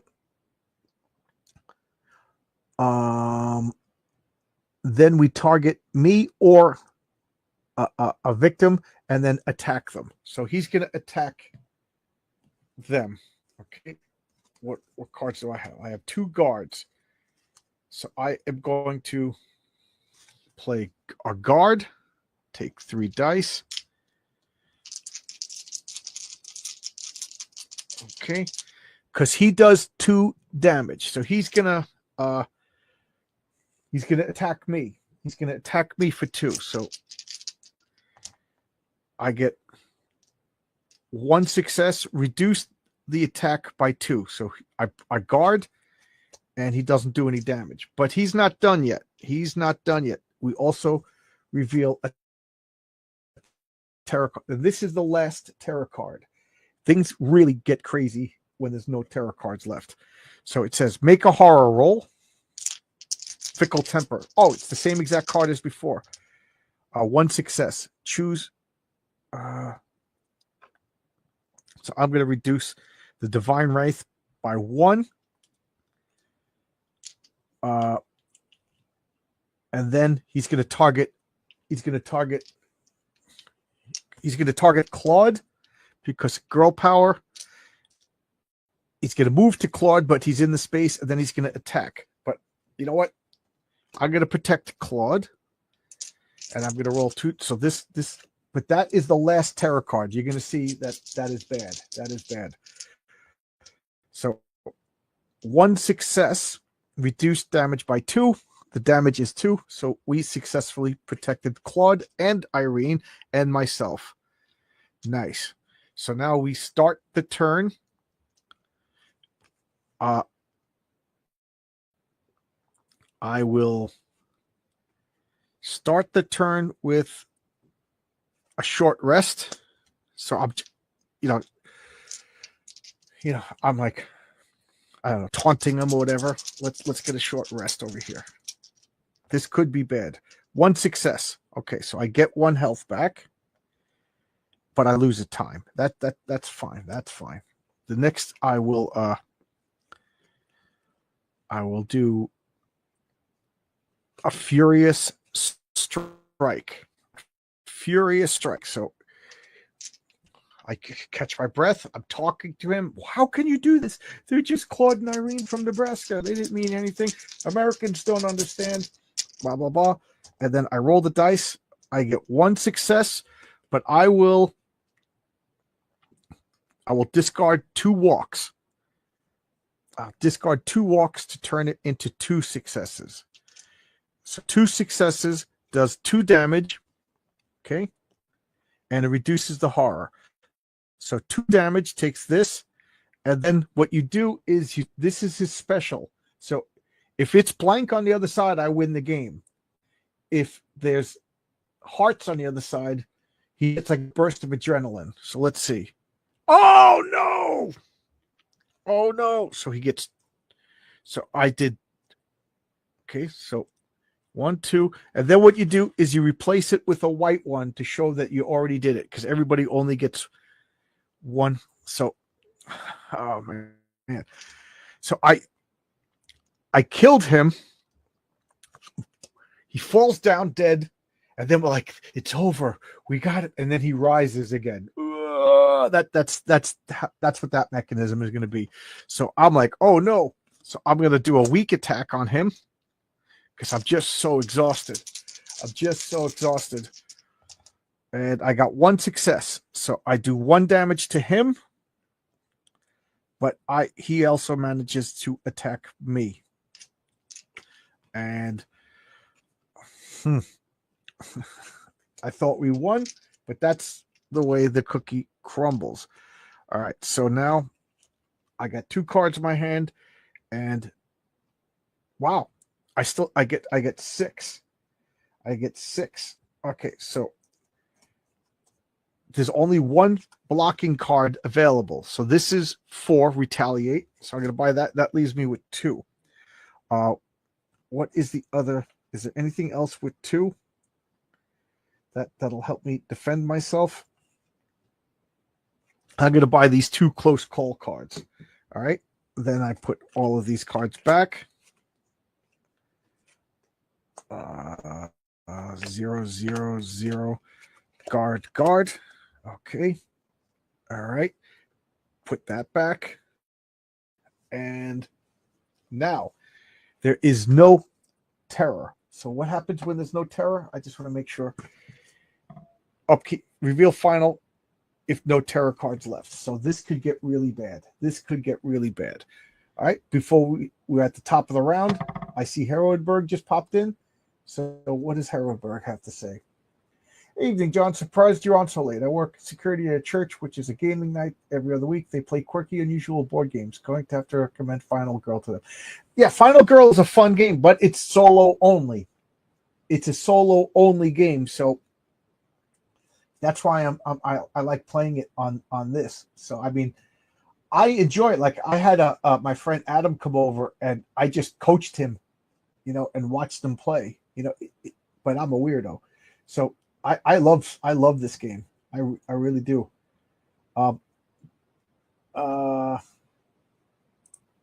If you want to come in and talk, please do.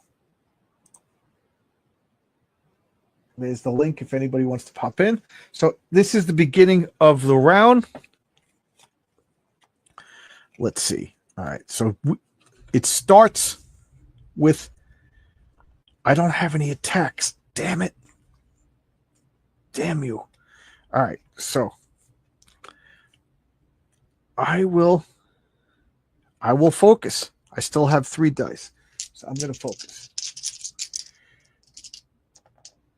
2 successes. The horror goes down 1, but I'm at the lowest it could possibly be. So that means I go up a time. And then the reward for 2 successes is 2 times. So I go up 2. All right. I'm going to play another focus. I am just determined. I am determined to save Claude and Irene. I get 1 success. So I lose a time, but then I go up a time. So that's a wash. And I don't want to, you know what? No, I don't want to spend. Hey, Heroenberg's popping in. Hail, John. Hail, everything? John. I'm good. How you doing? Hail. Pretty good, yeah. So I just saw you staying up late here. I just finished watching a Jesse Eisenberg movie. I guess he's been being pushed a little bit in the media. So I watched his latest movie. Anyway, yeah, I was just going to go to sleep, but then I saw you were playing this game late at night here. So how does this work? A solitaire game? Like, how does that even work? Yeah. It's, well, I guess, just watch from the beginning, but you just follow the rules and you follow the cards and it tells you the rules. But what I like about this game is it's modular. So I know DC Miller has seen me play this game many, many times, but like this is season 1. I'll just show since I'm at the top of the round, but this is the core box. Over here is the core box. I don't want to start moving things around. So this is what you need for every game. Okay. So when you buy, if you buy Final Girl, you're going to get this core box. And then what you do is you buy other box sets. That's supposed to look like VHS tapes. Right. And what it does is it gives you a setting and a bad guy. And it's all modular. So you could pick this bad guy for that, so, that's one of the things that, like, it's infinite replayability because you could take each box comes with 2 final girls. When a horror movie, there's always one girl left. It's called the final girl. No, I totally understand the final girl concept. Yeah. I was just wondering, like, what do? You just play against the bad guy? Okay. Yeah. So this is the top of the round. So I'll just watch. So sure.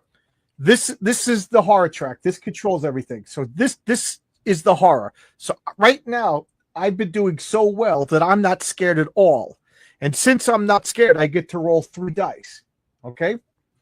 This is how much time I'm allowed. I'm doing so good that I actually have 9 units of time right now. So I'm starting my turn totally not scared and with a lot of time. Okay. Now the bad guy has 1 hit point left, and then he has 2 hit points left. Okay, I have 3 hit points left, but this is a special hit point. When you lose this, you flip it over, and there may or may not be bonus hit points on the back. So you never know. You could think you're dead, but all of a sudden you pop back to life. That's what already happened. I already killed in Kenyaba, but I flipped over the black token, and there was 3 extra hit points. So just think of like in the horror movie, like you hit Jason in the head. It's finally over. And all of a sudden he jumps up again. That already happened. The jump scare. Is there a jump scare card or function? And the terror deck. Well, there's terror cards, and every turn you flip a terror card over, and the terror cards are unique to each monster, and then they're unique to each location. So if you mix things up, you're going to have a totally different terror deck. So I have a question. Then. Why couldn't these terror cards? Okay. Go ahead. What? Oh, why couldn't this game be multiplayer where you compete to see who is the final girl? You know what I mean? Because it's designed for one person only. Oh, okay. All right. I don't even know how you would play with people. So now this is probably going to be the last turn. I'm bragging that I'm going to win. Okay. So well, you have a lot of. These are the 2. So I already started. I focused. So you have a lot of time, and your enemy has low hit points. Yeah. Oh, but I don't have. All I have is a retaliate card, so I can't attack. I can't move. I can't do anything. The cards that I have are the actions that I could do. So I thought I was going to be able to win, so I can't do anything. But I have 9 units of time, so I could buy cards. Not only is this my time, but it's also my currency. So I'm going to buy a critical blow for 6 units of time. So now I'm down to 3. Okay, I'm also going to buy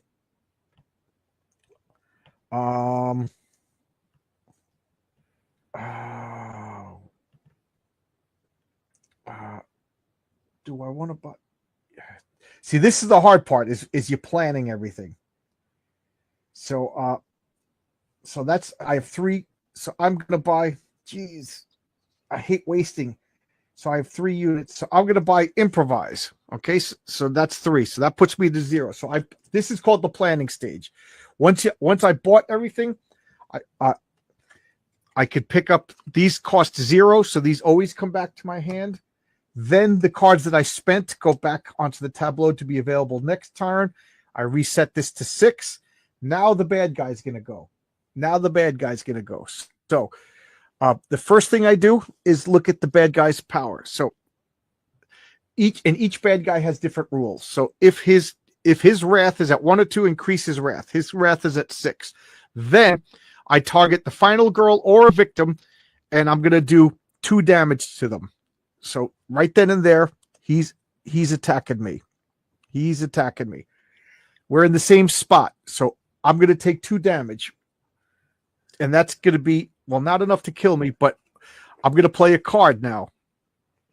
So I'm going to retaliate. So these blue cards I play on his turn. So I'm going to retaliate. So I get 3 dice because I'm over here. So I'm going to roll 3 dice.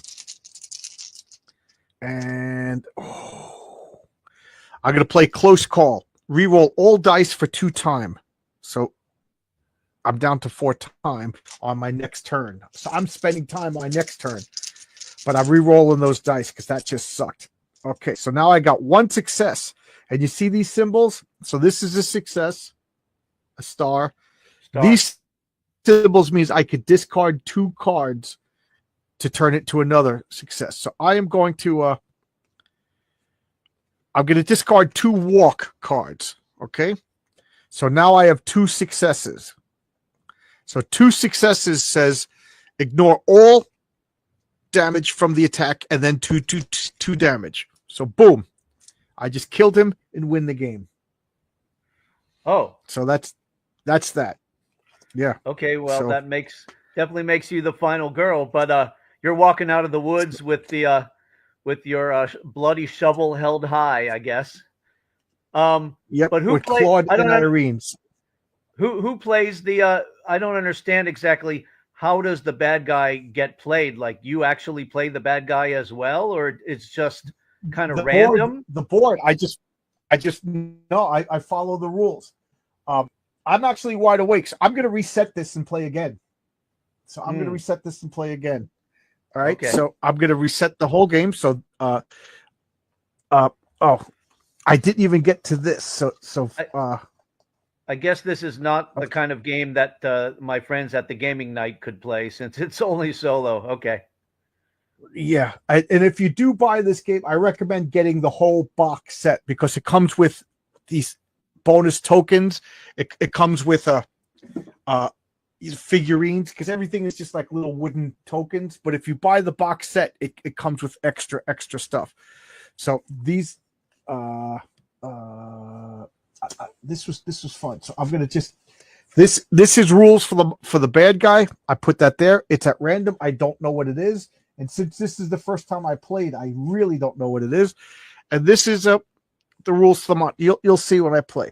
So this says my horror starts at 4, and he has 9 hit points. So I'm gonna just take this token. This is his special token. I don't know what's on the other side. I'm going to get rid of my special token and put another one for me.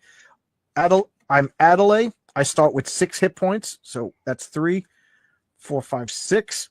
So who is in Kanyamba as far as the character? DC Miller looked him up, and apparently he's an original character. But the premise is 1, 2, 3, 4, 5, 6, 7, 8, 9. The premise is we are in Africa. Okay. And this is the Sacred Groves. This is the location. So okay. This is the Sacred Groves. This is a little map. Okay. And the tribe people try to keep the tourists out. But the tourists keep going there and disturbing the holy sites. And then the Avenger Inkanyaba gets enraged and starts killing people. And I'm one of the local villagers, but I'm like, these people don't deserve to die. You know what I mean? So what are we doing here? You know, and so this gets set over here. These are items. I'm gonna shuffle the items. So these are all the items. I shuffle them. There's 3 locations where you could search for items. There's 3 holy, and then there's 3 locations to exit the board. And if you lead the victims to safety, you know it's like points because you don't want victims to be on the board because the more the monster kills victims, the more powerful he gets. So by saving victims, you are actually like stealing his ability to level up. So can you win without killing the monster just by leaving the board with the victims? No. The only way to win is to defeat the monster. I'm sure there's a scenario. Okay. You know, let me just set up the board. Then 1, 2, 3, 4. Right. All right, so there's 4. 1, 2, 3, 4. I just got a really good item. I got an old rifle, so I was able to shoot him from far away. So it made it a little easier. Okay, let's shuffle these events. Some of these events are just nasty. Okay. All right, and then this is the Terror deck. These are the cards that I just played. There's only 10, but notice there's like 30 cards. So there could be different situations. And, you know, they're all bad. The Terror deck is always bad, but sometimes because of the setup of the board, it like twice, or I think 3 out of the 10 cards, nothing happened because of the way the board was set up. But you'll see. This game looks confusing. My wife always shakes her head when I play this. I mean, she knows I love this game, but she's like, this is just impossible. But it's really intuitive. DC Miller and who else is watching? They could back me up. So I'm gonna build the Terror deck of 10 cards. 1, 2, 3, 4, 5, 6, 7, 8, 9, 10. Okay, so that's that. Then these are the startup cards. So this tells me how to set up the location. So this is me. I don't know if you could see it, but this is Adelaide. That's your character. That's me. This is Inkayaba. He's going to be right here in the center of the board, and then put these victims all over the place, according to the setup. There's 2 here. Oh, you're following a setup you picked from the card. Okay. Right. Yeah. I randomly set it up. Oh, there's 2 in the Holy Groves. And then I you know me, I like stories. So I start making up a story for them all. Okay. So there seems to be a little bit more. The last setup, I was right next to a bunch of people. So I got to rescue people right away. It was almost like the perfect setup. Okay. So now I just want to show you this. This is the 4th box. So I already played Creech Manor. So this is the Poltergeist. So this is how you read it. The Poltergeist at Creech Manor. What does that sound like? What horror movie does that sound like? Creech Manor, Nightmare on Elm Street. Right. That's this was just Poltergeist in a mansion. Okay. This one I already played is a Camp Happy Trails. This is Hans the Butcher at Camp Happy Trails. What is this? That's Friday the 13th. Oh, that's Friday the 13th. Okay. Oh, the camp. Yes, yes. Okay. Right. And this is Dr. Fright on Maple Lane. So that's that is Nightmare on Elm Street. That's Nightmare on Elm Street. You know, and this is the 4th box. So this is the Sacred Groves. What's this says? DC Miller says, I never play games, which is a fault because I have a son who'd probably like them, but I want Final Girl, maybe just because the packaging. Yeah, and there's 3 seasons, so so you're saying that it's, if you could see, based on those 3 movies. See that? Yeah. Okay. This is the box, and over there there's another box that's still in the cardboard of season 3, and then so I'm still playing through season 1. You know, I know season 2 has like werewolves and zombies, and so I just think it's so much fun. So now I set it up. I'm gonna show you the rules. We saw all the rules except for one because we killed them just before. But when the terror deck, there's 10 cards. When the terror deck runs out, Inkayaba gets extra powers. So we killed him right before he got his extra powers. What is okay, DC Miller's been doing research for me. Well, Inkayaba is a cryptid snake creature, but the game storyline itself is original, as in not based on a movie. Yeah. So this one's not based on a movie. You know, I guess they just wanted to have an African setting. You know, but it's still fun.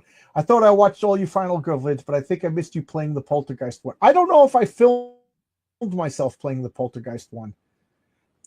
I don't know. That one was rough. That one I don't even know if I beat. I don't know if I even beat that one.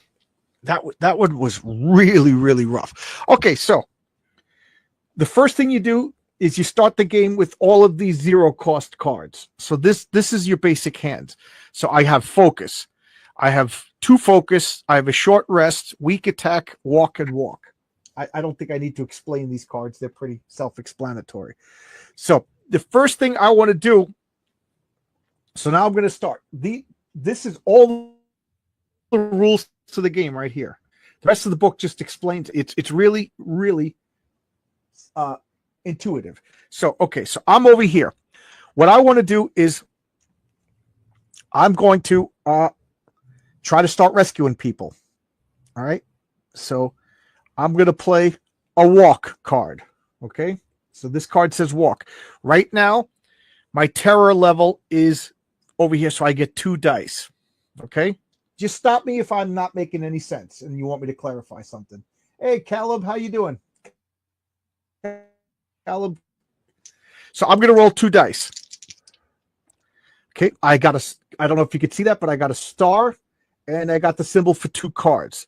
So I could discard another card I could discard 2 cards to turn that into a success. So I don't need a short rest because I'm fully healed and I don't have a weak attack. I mean, because he's not near me. So I'm going to discard these 2 cards and now I have 2 successes. So 2 successes, I can move 2 spaces, but I burn 1 time. So now my time is at 5 instead of 6, but I get to move 2 spaces. So I'm going to move over here and then I'm going to move up here. Now I am in a spot with a victim. The victims will now follow me. So I am their leader. So I'm going to play I'm going to play a focus. So as soon as you land on a space with a victim, the victim starts following you? Yeah. I'm the main character. And I always name them and give them stories. And then when they die, I'm like, no, Gloria. In some of the scenarios, like Frightmare on Maple Lane, one of the events is this is your girlfriend. And so as long as your girlfriend's with you, you get an extra dice. But if she dies, you lose morale and things like that. So of course, I turn it into a story. Hey, David. So let's acknowledge the chat. We got Caleb. How you doing, Caleb? How's everything? Good to see you. David, how's everybody? Yeah, late night role-playing games. Well, it's a tabletop game, but I turned it into a role-playing game because that's the kind of person I am. So I'm playing focus. So right now, okay, calm down. I'm telling this victim, Gloria, calm down. Calm down, Gloria. And I got 1 success. Okay, I'm not going to discard any other cards. So 1 success means I reduce the terror. So the terror goes from 4 to 3, but I burn another time. Okay, that goes into the discard pile. I have another focus card. I might as well play it. So the more things you do, the more time you use. You don't buy cards. Okay, I got 1 success. So a terror goes down. Again, I was trying to get it into green because then I could roll 3 dice. But, I burn a time. So I'm down to 3 time. And now the last card that I have is walk. So I'm going to play walk. I have 2 dice. And I totally failed. And I don't have any cards to discard. So totally failed means I can move up to 1 space and I take a damage. And I lose 2 time. Or I don't move, don't take any damage, and just lose 2 time. So I'm going to move 1 space. So now I got 2 victims with me, but that cost me health. So we were walking through the dark and I tripped on something. You know what I mean?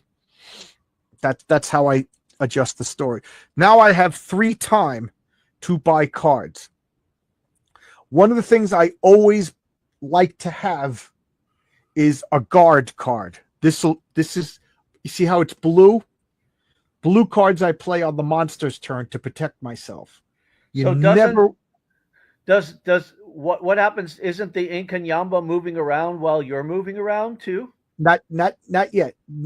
I go and then the monster goes. So I'm finishing up my turn. So This cost me 2. So the time goes down to 1. So now I can only buy 0 cost cards, which I use. There are none available, or a 1 cost card.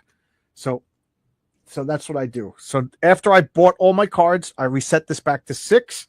I take all my discard cards. I put them back into the tableau so they're available to buy next turn. And now the monster goes. Okay. So now you're going to witness the monster's turn. So Inkayaba, however you say his name, if his wrath is at 1 or 2, increase his wrath. Okay, so let's look at the wrath board. So his wrath is at 1. So I need to increase it by 1. Okay. You don't do anything until it says unleash. So it doesn't say unleash. So it's just building up. His wrath is building up in power. Okay, then it says, oh, I'm holding it up, but okay, so let's get the board. Then it says target the final girl or a victim and then kill them. But it doesn't say move. So in his spot, if there was me or a victim, he would just do damage to him, and he does 1 damage. All victims just die with 1 hit point. So nothing happened. So we're getting off easy right now. But we flip over a terror card. Okay? And we just read the terror card, do exactly what it says. No one will notice if I break off one of these pretty branches. No! Don't do that. We it's these tourists are desecrating the sacred burial ground or whatever. So increase the divine wrath by the number of victims at holy spaces. So I don't know if you can see the board, but these 2 are in a holy space. So I got to increase the divine wrath by 2. So it's at 1. So now it's at 3. Oh, that's it. None of the other victims did anything wrong. Just those 2. Right. Huh? Okay. Just Claude and Irene. Claude and Irene. Okay. They're the ones that are always causing trouble. I like to name them. So Claude and Irene, look at this. I'm going to break this. No, don't do it. And then it says unleash. So now I go to unleash yellow. So this is the killer's wrath. This is the god's wrath from the sacred ground. So now I unleash. This is a horror symbol. So like just think in the movie like it. So things are getting scarier. So now my horror goes from 2 to 3. Things are getting scary. That was some good delay right there. Okay. Oh, you didn't hear what I said? No, I meant you made a good delay on the effect. Oh, okay. So then it says place 2 new victims at the holy groves. So now 2 other people wander in, and the holy groves are over here. So now the people that broke the sticks, other people show, you shouldn't be doing that. You shouldn't be stomping. Well, you're stomping. So now there's 4 people in a sacred spot. That is not good. All victims adjacent to holy groves move there. Oh my God. So now these people are adjacent to the holy groves. So now there's 8 people in the holy groves. Sounds like some maximum desecration going on there. Right. Maximum desecration is happening. What is David? I got Robotech Tactics and Robotech. Oh, cool. I always liked Robotech. I haven't played Robotech or seen a cartoon or read a comic since I was a kid. Okay, so that was the whole bad guy's turn. Okay, so now it is the refresh phase. Okay, if there was no more terror cards, but you see there's 9 terror cards left, then we would release the finale. But the finale doesn't happen. Hey, Dave is here. Hey, Dave, how you doing? I'm going to be doing a launch party for Dave's Comic Saturday night at 9:00 Eastern Standard Time. Dave, you want to come in? Is that Perfect 10? Yeah. The next volume of Perfect 10? Dave, yeah. Yeah. Dave, you want to come in? Here is for anybody to come in and talk. It's 2:30 in the morning. All right, so now it is the top of the round. So I only have guard and close. Not 2:30 in the Netherlands, so. Right. Oh, Dave's at work right now. That's right. Dave's at work. Okay. I'm at play. So these are the only 2 cards I have. I could guard and re-roll dice. So I can't really do anything. So my turn is pretty easy. But I didn't spend any time. So I have 6 units of time to buy cards. So I will I am going to buy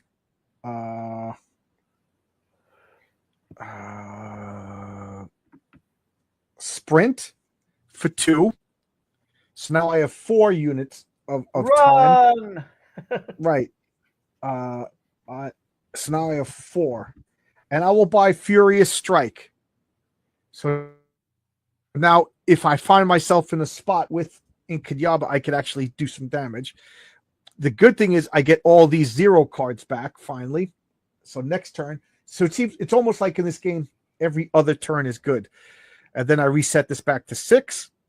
And now Ink, I can never say this, Ink and Yamba goes. So the first thing, this rules just tells me what he could do. If his wrath is at 1 or 2, increase his wrath. So his wrath is at 2, so I increase his wrath to 3. But I don't unleash his wrath until it tells me to unleash his wrath. Then target myself or a victim and then murder them. But he hasn't moved yet. There's nobody in his spot. So far, so good. But now we got, these purple cards are terrible. Minor dark power. So he's getting a power up. Once during each upkeep, make a horror roll. If I get a star, no effect. If I get no successes, his wrath goes up and he gets 2 extra hit points. Damn it. So he's just got to level up. So you put these over here. So he has a dark extra power. So he's just, that sucks. This is only the second time I played this scenario, so I don't know these cards. So I kind of like getting surprised. Like, I know some people open up and read every card and then plan an optimal turn. I don't want to do that. I want to learn the game as I play it. So the hit points are those little hearts then? Yes. He certainly has a lot of them right now. Right now he has 11 hit points, right now, and I have 1, 2, 3, 4, 5 hit points. Okay. So that was his whole turn. So far he hasn't moved yet. So far he hasn't moved yet. That's fine. You could stay there as far as I'm concerned. So now it's my turn. I got to use his dark power. During the upkeep phase, which we are now in, I make a horror roll. Okay. Make a horror roll. So 2 dice. 1 success, no effect. Okay, that's good. That's good. So, okay, so that's fine. All right. Now I go. All right. What do I want to do? I am going to focus. Okay, so I'm going to focus. I get 2 dice. And I got 1 success. Okay. So 1 success means I reduce the horror. So the horror is at 3. It goes to 2. I'm still not in the green zone where I want to be, because then I get 3 dice. But I lose a time. So I took some time to breathe, calm down. I have another focus card. I'm going to play that. Roll 2 dice. So now I got no successes, but I could so I'm going to play close call. Reroll all dice for 2 time. 1, 2. So I get to reroll these dice. And I got no successes, and there's nothing I could do about it. So no successes is I just lose 2 time. So I'm at 1 time. That really, really, really sucks. So the villain is breathing down your neck now. Right. Yeah. I'm like, what I picture is I'm arguing with these people. We have to go now. And they're just like, yeah, but I saved up all this money for this trip to Africa. No, we got to go. You know what I mean? That's how I picture it. So we're going to run. So I talked him into running. I forgot my souvenirs in the grove. I got to go back, get my souvenirs. So I got 1 success with the sprint. So I lose. So I'm at 0 time. So I'm not going to be able to buy any cards, but I can move 2 spaces. So, and when I move, they follow me. So 1, 2. This, I don't know if you could see, but this is a green exit site. So I just saved these 2. They leave the board. Oh, good for them. And yeah, so I saved them. So this is my card. So I could put them, you see how the spaces, I could cover up the spaces and get a reward.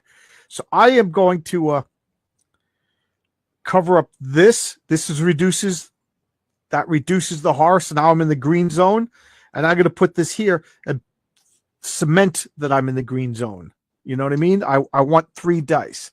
The more dice you roll, the better your odds at success. So those two people left. They're saved. They're not going to die. I already saved two people. He hasn't killed anybody yet. So these are the cards. He's still just standing there. Right. I have 0 time left. I have a card that can protect myself. I kind of want to play this walk, but the dangerous thing is I don't have any time. So if I spend time, horror increases. You know what I mean? There's no waste. Like you don't just like, oh, I got no time, so I'm just going to play this card. Oh, I lost time, whatever. There's still a penalty. So I'm going to end my turn here. I have 0 time, so I can't buy any cards. So this just resets. These cards go back into the deck. Next turn, I'll get them back. Now, Inkanyamba goes. So the terror is at 3, so I don't increase the terror. He targets me or a victim and then attacks. But so far, he hasn't moved. He hasn't moved, so that's pretty good. But I don't think our luck is going to hold up. So just let me carve my initials right here. So now they're having a party over here in the sacred spot. Like they just carve it away at the idols. They're desecrating it. Yeah, yep. They're just desecrating. They're having, like you said, it's a desecration party. So increase the divine wrath by the number of victims at sacred spaces. 1, 2, 3, 4, 5, 6, 7, 8. So we were at 3. We go to all the way to 10. Oh, that's maximum wrath. Oh my God. Then we unleash the wrath of the god. This is terrible. Discard all action cards except atonement and decrease the divine wrath by the number of cards discarded. So I got to get rid of 10 cards, and I don't have any atonement cards. So 1, 2, 3, 4, 5, 6. So I lost all my cards because these idiots are having a desecration party. The only good thing is it goes down to 4, the divine wrath. Then place 2 new victims at the sacred shrine. So people are just showing up. So now we got 2 new people just wandering over here. All victims adjacent to the sacred shrine move there. So oh my God. This is a desecration party. That's the name of this adventure. All right. I have no cards. There's nothing I could do. And now that was Inkayaba's turn, right? So now it's my turn. All right. On the good side, I'm not too scared. On the bad side, I have no freaking cards. So all of these cards, including that great card that I bought, are not available for me to buy. So I have 6 currency. So I'm going to buy Retaliate because you always want to have a blue card in your hand. Okay. I'm also going to buy. So that leaves me with 2 time left. I'm going to buy a sprint. Okay. So that's 6 cards. Boom. I get these 2 focuses back because they're 0 cards. And then these cards go back into the pool for next turn. I could purchase them, but that just totally stunk. So now you understand how nobody else can play. There's no room for another player. So now we're back to Inkanyaba. Huh. Okay, so he targets, but he hasn't moved. He hasn't moved. I guarantee you this is a move card. This has to be a move card. Yeah, okay. Wrath of Opportunity. So unleash his wrath. Okay, so you see that? So I go to the red chart. And keep in mind, this power is unique to this character. Okay, so unleash his wrath. So his wrath is horror increases. So they're having desecration parties. This guy's just getting pissed. And something in the air is making it scary. So I was at 0 horror. Now I'm at 1. Did you see I moved that up? And then it says... Well, you're still in the safety zone. I'm still in the safety zone. That's why I did overkill.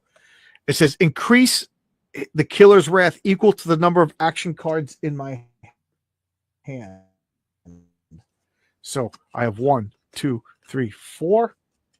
So this goes, his horror goes from 3 to 7. Okay. And then, so you see, this is the gods got a little satisfied, by doing all that stuff to me, but he personally is getting pissed. He's just getting pissed. All of these people just coming around and desecrating the sacred land. So now he's going to target. He is the instrument of the god's wrath, then, yes? Absolutely. Yes. So this is similar to, because I just watched Craven the other night, and then I looked up the whole thing with Calypso and her grandma, and the potion he gets and all that, and it has to do with the Loas, who are the voodoo spirits who the gods give power to them, so they're kind of the instrument of the gods.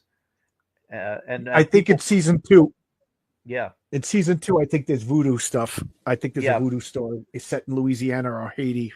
So either in Haiti or in Africa. In Africa, they're called the Orishas, right? In West Africa. So in either case, what they do is they pray to the intercessors of the gods, which is like Papa Legba or. Yep. That's what right. That's what he is in this game. He's the he's like a Papa Legba figure.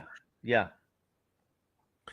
So now we did all this. So now he's going to target a victim, and now he's going to move. So we look at this chart right over here. He gets to move 2 spaces. Now he only needs to move 1 space. So he finally moved, and then he kills.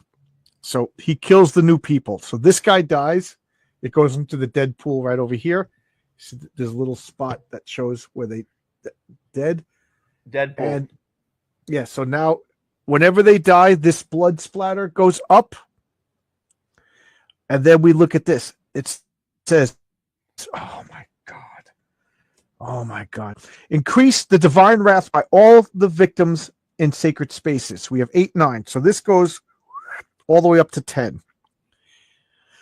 So the gods weren't satisfied for very long.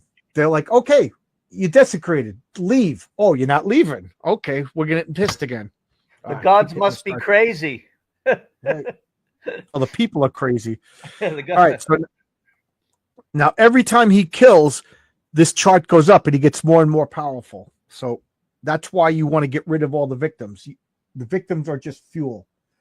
DC Miller says, could riff on Serpent and the Rainbow with the Heishi. Yeah, I think in the next box, I don't want to look because I like being surprised. Do you ever play board games with somebody and they know all the cards, they memorized everything? I don't like doing that. Like, when you play a lot, you get familiar with the game, but I like being surprised. So now it is DC, my turn. I was going to say with DC, yeah, he could riff on the Serpent and the Rainbow, but these days in Haiti, like there's a lot of other things to cause abject terror. You robot. Repeat yourself because you roboted. Oh no, I was saying he said you could riff on the Serpent and the Rainbow with the Haiti setting, right, with the voodoo. But these days in Haiti, there's literal gangs that will hunt you down and cause a lot of terror that way too. Yeah. Okay, so I'm going to play a focus card. I got 3 dice. I want to get into the safety zone. Like I'm still in the green, but I'd like to be, at 0 horror. So I'm not too scared right now, and I got 1 success. I'll take it. So I go over here once, but I burn a time, so I'm at 5 time. So this card goes into the discard pile. I'm going to play another focus card with 3 success. Oh, I forgot to do his dark power. So this is his dark power. 1 success, nothing happens. Okay, so now this is the focus. Oh, damn you. Okay, so I just lose 2 time. And I wasted that card. All right, so now I'm going to sprint. You had no success I didn't get any on that roll, yeah. Yeah. So now I'm going to sprint. I'm gonna start running. Run. And I got Forrest. I got no successes. Damn you. So no successes. I can move one space, take a damage, and lose 2 time, and then it's the end of my turn. Or I could take a damage and lose 2 time. So either way, I'm taking a damage. So I might as well move one space. So I'm over here. I take a damage, and I lose 2 time. That just really, really sucked. All right. And now you're tripping over stuff in the woods as you're running away. I'm running in the dark. So I get my 0-point cards back, and I have 1 currency. So I'm gonna go to 0, and I'm gonna take one of these close calls because they're the only 1-point cards. Reset this back to 6, and now Inkenyabya is gonna go. These cards go back into the tableau to be purchased later. So now, again, I don't have to increase his wrath, but I target a victim and then kill him. So he kills this guy at the sacred shrine. Okay, so that guy dies. He goes up. So he goes into the dead zone. Yeah. So now there's 2 dead people. You can't use the word. You can't use the word Deadpool because Rob Liefeld might sue you. So be careful. Yeah. If I climb on top of that statue, listen to this card. I love the titles of the card. If I climb on top of that statue, I could get a killer selfie. So increase the divine wrath by. So the divine wrath is already at the maximum. Oh God. Unleash the divine wrath. So discard all action cards except for atonement. So I lose all my cards. 1, 2, 3, 4, 5, 6 cards. It goes down to 4. You got to wonder, don't these tourists hire any native guides to tell them not to do stuff like that? Apparently didn't. Apparently Place not. Who knew victims at the burial ground. So 2 new people show up. 2 more potential dead people. Rutro at the burial ground. So 2 more people show up. See, Gene, this is the place I was telling you about. Isn't this quaint? So they're at the burial ground. Oh man! So I have no cards. Who just shows up? Thurston and Lovey show up. They don't know what's going on. Yeah, they don't know what's going on. So now I got to roll for his, because this is the refresh phase. I got to roll for his dark power. Okay, I got a success. Nothing happened. Okay, so now it is my turn. I have 6. I have no cards, so I literally can't do anything. So I get these 2 0-point cards back, and I have 6 currency to buy other cards. So I'm going to buy 2 guard cards. So that leaves me with 2 and a sprint. Okay, so.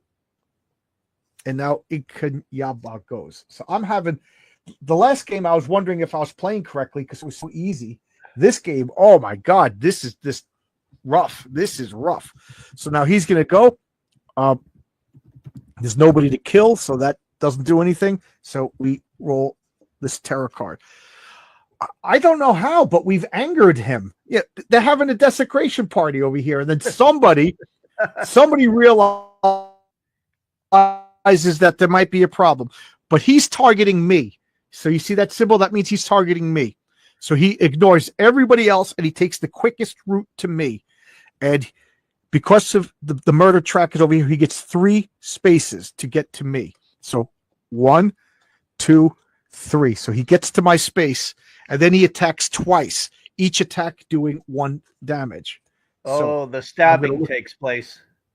The stabbing takes the stabbing. Luckily, I got 2 cards. So, but each knife is a separate attack. Okay? Stabby bunny. So I'm going to play this guard card against his first attack. I get 3 dice. Okay. I get 1 success. Reduce the damage by 2. So he comes and stabs me. I block it. Boom. Okay.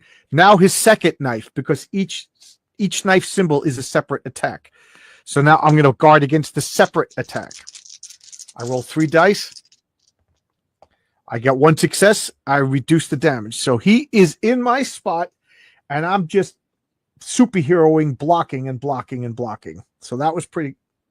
So, like I said, always it's. I learned the hard way. Always have a blue card. Now, here's the bad thing. There's no blue cards available. All the blue cards are in the discard pile because of that Divine Wrath from last time. So I am totally vulnerable next round. All right. So now it's the refresh phase. Yeah, let me just finish a whole turn before I get distracted.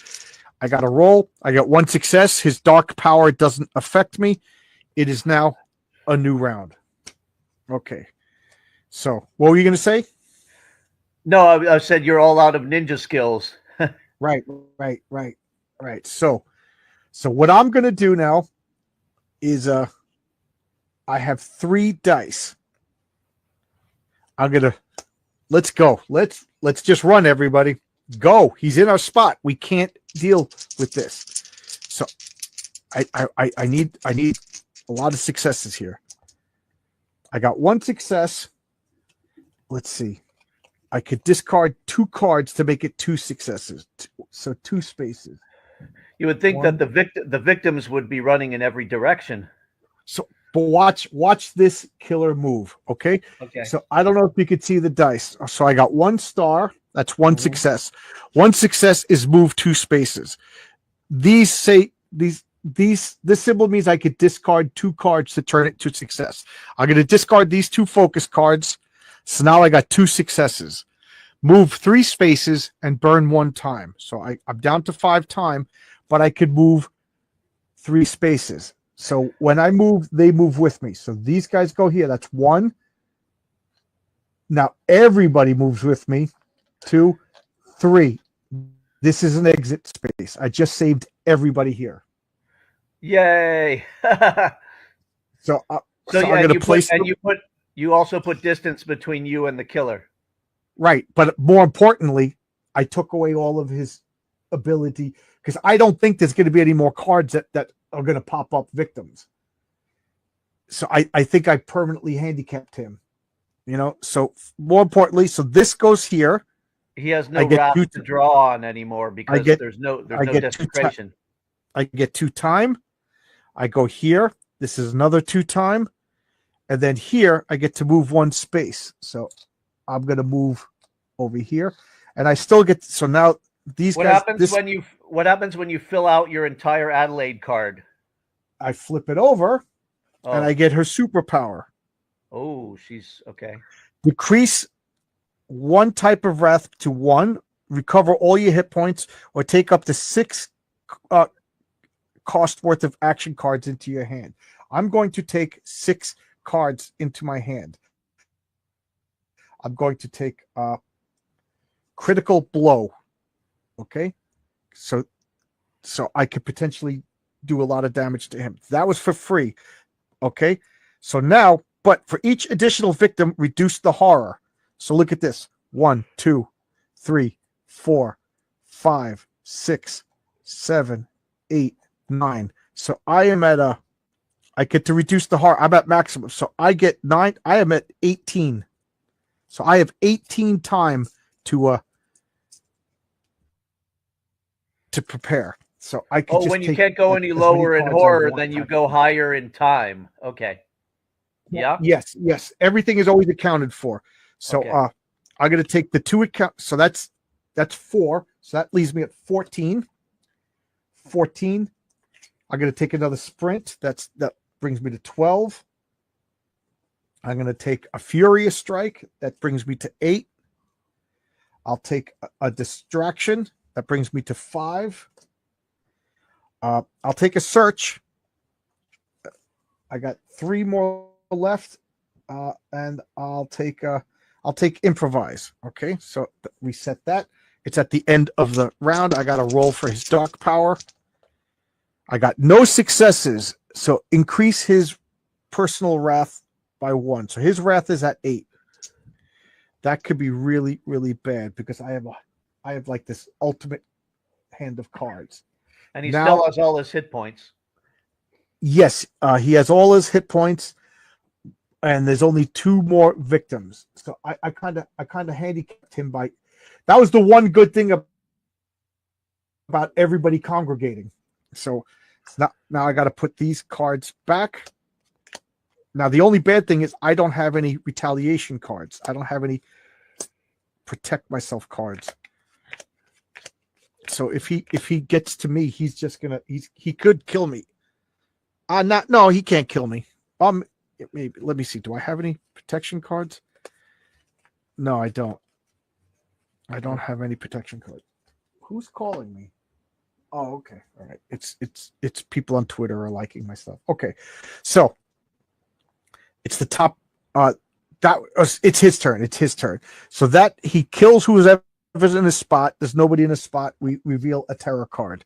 Punishment of the gods. Unleash the divine wrath. So unleash the divine wrath right now is discard 1 random action card. So I'm just going to shuffle, and this card. What did I lose? Critical blow. Oh, that was the best card. And then it says unleash again. So I got to do it again. Divine wrath. Is that like Zeus throwing a thunderbolt, kind of? Yeah, I can't believe I lost critical blow, and I lost the search. Okay, then he's going to target me or the victim, whoever's closer. So 1, 2, 3, 1, 2, 3. Okay, so me, he moves 3 spaces, and then he attacks me for 1 damage, and there's nothing I can do about it. So I'm taking a damage. And an event. So we got an event card. Closed for, here it is. Closed for maintenance. Thank God there's 1 less sacred space for these jabronis to defile. When this card is revealed, you may discard all action cards except Atonement to close a sacred space. If you do, place a closed token on the sacred space of your choice. I'm not going to do that. There's not too many victims. Yeah, I was kind of wondering what exactly atonement means in this case here, because I saw the card that was labeled atonement. I'm like, what does that even mean? Atonement means you pray and the wrath goes down. Okay. I haven't played them any yet because I didn't really need to yet. And so you're appeasing victims may no longer move to the space for any reason, and you enemy. Okay. Right. So I'm not discarding all of these cards. There's no way. And there's only 2 victims, so whatever. So all right, now it's the between. I gotta worry about his dark power. I got a success, so don't worry about it. And now it's my turn again. So now see I have 2 atonement cards. Okay, so I'm not playing it. Oh, let me turn this up here. Okay. So I am going to I'm going to improvise. Okay. So improvise. I roll 3 dice. I got 2 successes. Until this action phase ends, all 3s and 4s are also successes. So that's pretty good. Okay, so I'm going to play Atonement. I'm just leaving this card out to remind myself. I'm playing Atonement. I got 3 successes. Decrease either his wrath or the god's wrath to 1. So I'm decreasing his wrath to 1. Okay, that goes away. I have a second Atonement. I'm going to play that. Okay, of course, that's a total failure. Total failure means the horror goes up by 1 and I lose 2 time. All right, so I prayed poorly. All right, and now I'm gonna play Distraction.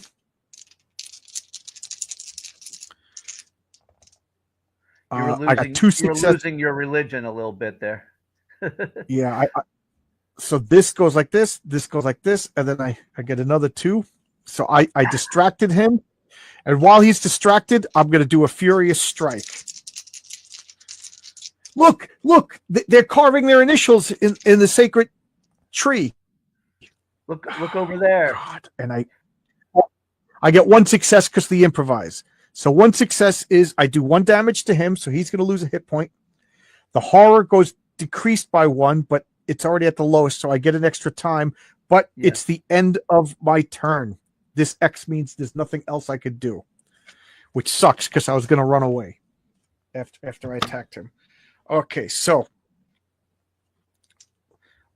I have 8 time to buy cards. So you guys are still fighting there. Right. So we're still. So I'm buying Retaliate for 4. 1, 2, 3, 4. I'm gonna buy a guard for 2, and then I'll buy another guard for 2. It's always good to have these cards. So that's all the cards that I could buy. This goes back to 6. I get my 0-point cards back into my hand, and then I put these cards back. I'm still so mad that critical blow got discarded. That it's like you don't get to have that card too often in your hand. So now he goes. So if his wrath is at 1 or 2, increase his wrath. So I increase his wrath to 2. Then he attacks me because we're in the same spot. So he's going to attack me for 1 damage. I will play Retaliate. Okay, because I knew that was going to happen. So I get to roll 3 dice. Oh, this card is gone. Improvise goes here, and at the end of the turn, it goes here. Okay, so, oh my God, are you kidding me? Are you kidding me? So I will discard 2 focus cards to get 1 success. Reduce the damage from the attack by 2, so I don't take any damage, but he takes a damage. So he goes to attack me. I block it and counter strike him. All right. Now we play Terror. The Fickle Temper. Roll a horror roll. So I get 3 dice. A horror roll just means roll the dice. 2 successes.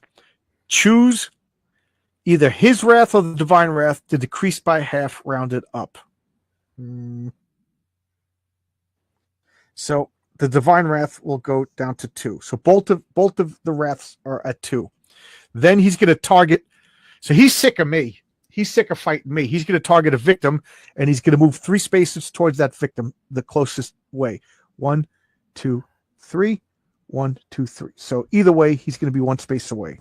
So he goes through the holy groves, and then he makes an attack, but there's nobody in his space. So do you see how the game works? Do you see how he's controlled by the cards? Yes. He's controlled by the cards and the dice too. Yeah. Right.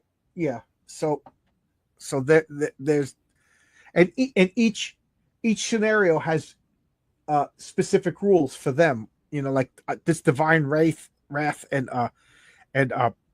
killer wrath. It's pretty cool. Now that I see how it works, it's pretty cool. All right. So now it's my turn. All right. So I will do a short rest. Okay. I roll 3 dice and I'm out of breath. These wounds hurt like hell, but I've got to take a break even if it kill. Wait, what am I saying? Oh, that's right. I got to take a long. So are you kidding me? Are you kidding me? I think I'll hide behind this tree for a minute. Yeah, so I hid behind the tree and fell asleep. Uh-oh. So I got no successes. So I get 1 hit point back. The horror goes up 1. I lose a time, and then that's the end of my turn. That's how bad I did. Okay, all these cards go here, and I have 5 to purchase new cards. I have 5, so I will buy a Furious Strike and a Close Call. Okay, that sucked. That was the most anticlimactic turn of all time. Now he goes. So if the terror is at 1 or 2, increase the terror. So his wrath is up to 3. Then he targets a victim, but there's nobody in the spot, so he doesn't kill. So terror. Wrath of the Defilers. So unleash his wrath. So his wrath tells me to increase the horror. So I'm out of the green zone. That sucks. Oh my God. Increase his wrath equal to the number of victims that have been saved. So his wrath goes right to 10. So he's really mad. He's really mad that you rescued the victims. Yeah, and made them escape his wrath. So it just gets him madder even. Okay. Right. So he's getting pissed off that these people they had a defile party and got away. They did. He takes that personally. Blasphemy. So now I say. So now he's going to target the victims. So he moves into the space and he kills one of them. Thou hast blasphemed. So this goes. Okay. So now this card goes over there. Now, whenever he kills a victim and there's a survivor in his space, they panic. So you roll the dice and 4. So this victim runs up there. So that victim panicked. It really sucks when he kills somebody in my space because then all the people panic and they scatter away from me. So that, luckily that hasn't happened yet. You lose the charisma. Yeah. Well, they're scared. Jason just jumps out and kills somebody. Everybody runs. They can't stand the sight of blood. So now I only get 2 dice now because the horror is I'm in the white zone instead of the green zone, and I got 1 success, so I don't have to worry about his dark power. All right. So now it's my turn. All right. I want to kill him. It's the only way to win. So I don't have any search cards. So this just really sucks. So I'm going to sprint. I'm going to try to save that person because I'm a good person. You're a good person. And I totally fail. I totally fail. So that sucks. So I'm going to move here. Okay. I take a damage and I lose 2 time. And that's the end of my turn because I totally failed. So see this X? If there's an X, that means I can't do anything else. All right. So now the thing is I ended at a searchable spot. So I'm going to take these 2 search cards and hope to get something good next turn. All right. Then I put these cards back. Sprint, short rest, retaliate. The only bad thing now is if he chooses to come after me, I don't think I have any. Oh, I do have guard cards. Okay, that's good. All right. So pretty much, I bet you he's going to kill that guy. So now he goes. His wrath is the worst it's ever going to be. He doesn't get to move. Oh, crap. I forgot to unleash his power. So he's at this level right here, and this unlocks his dark power. At the end of upkeep, make a horror roll. Okay, so I gotta do that. So let's make that because that was supposed to happen last turn. So I gotta make a horror roll. Oh my god. Okay, it's success. Nothing happened. Okay, that's good. All right, so now hail to old dirty fatty. Hey, old dirty. How you doing, dirty fatty? How's everything, buddy? So this is the last terror card. So chances are we're gonna see what happens because I killed him before I got to unleash his superpower. Punishment or mercy. Do the following based on the current level of killer's wrath. Okay, so this is odd. He's satiated. So he goes back, his wrath goes down to 1. Oh. So he decided to have mercy. His anger has been quelled. Right, he got to kill somebody, and that satisfied him. Satisfied him. Yes. All right. So now I gotta roll for that. That's like the Roman emperor with his thumb up or down in the arena, punishment or mercy. Right. So I failed. So his wrath is he's getting a little mad again. So now it's my turn. All right. So I am in the lost and found. So I'm going to search. Well, let's see. before I do that, I don't have any focus cards. Okay. I don't have any healing cards. All right, so I'm going to search. All right. So I'm going to search. I'm at the lost and found. Let's see. Are you kidding me? What are you searching for? This cards that could give, like last game I found a rifle and I was able to shoot him from a distance. Oh, you're searching for items that can help you. Okay. I thought you were searching for victims. Okay. So I failed. Do I want to? Oh, I'm gonna spend close call, so I get to re-roll my dice for 2 times. So I'm at 4. I forgot to reset it, so I get to re-roll. So this is just a Hail Mary. Oh my god.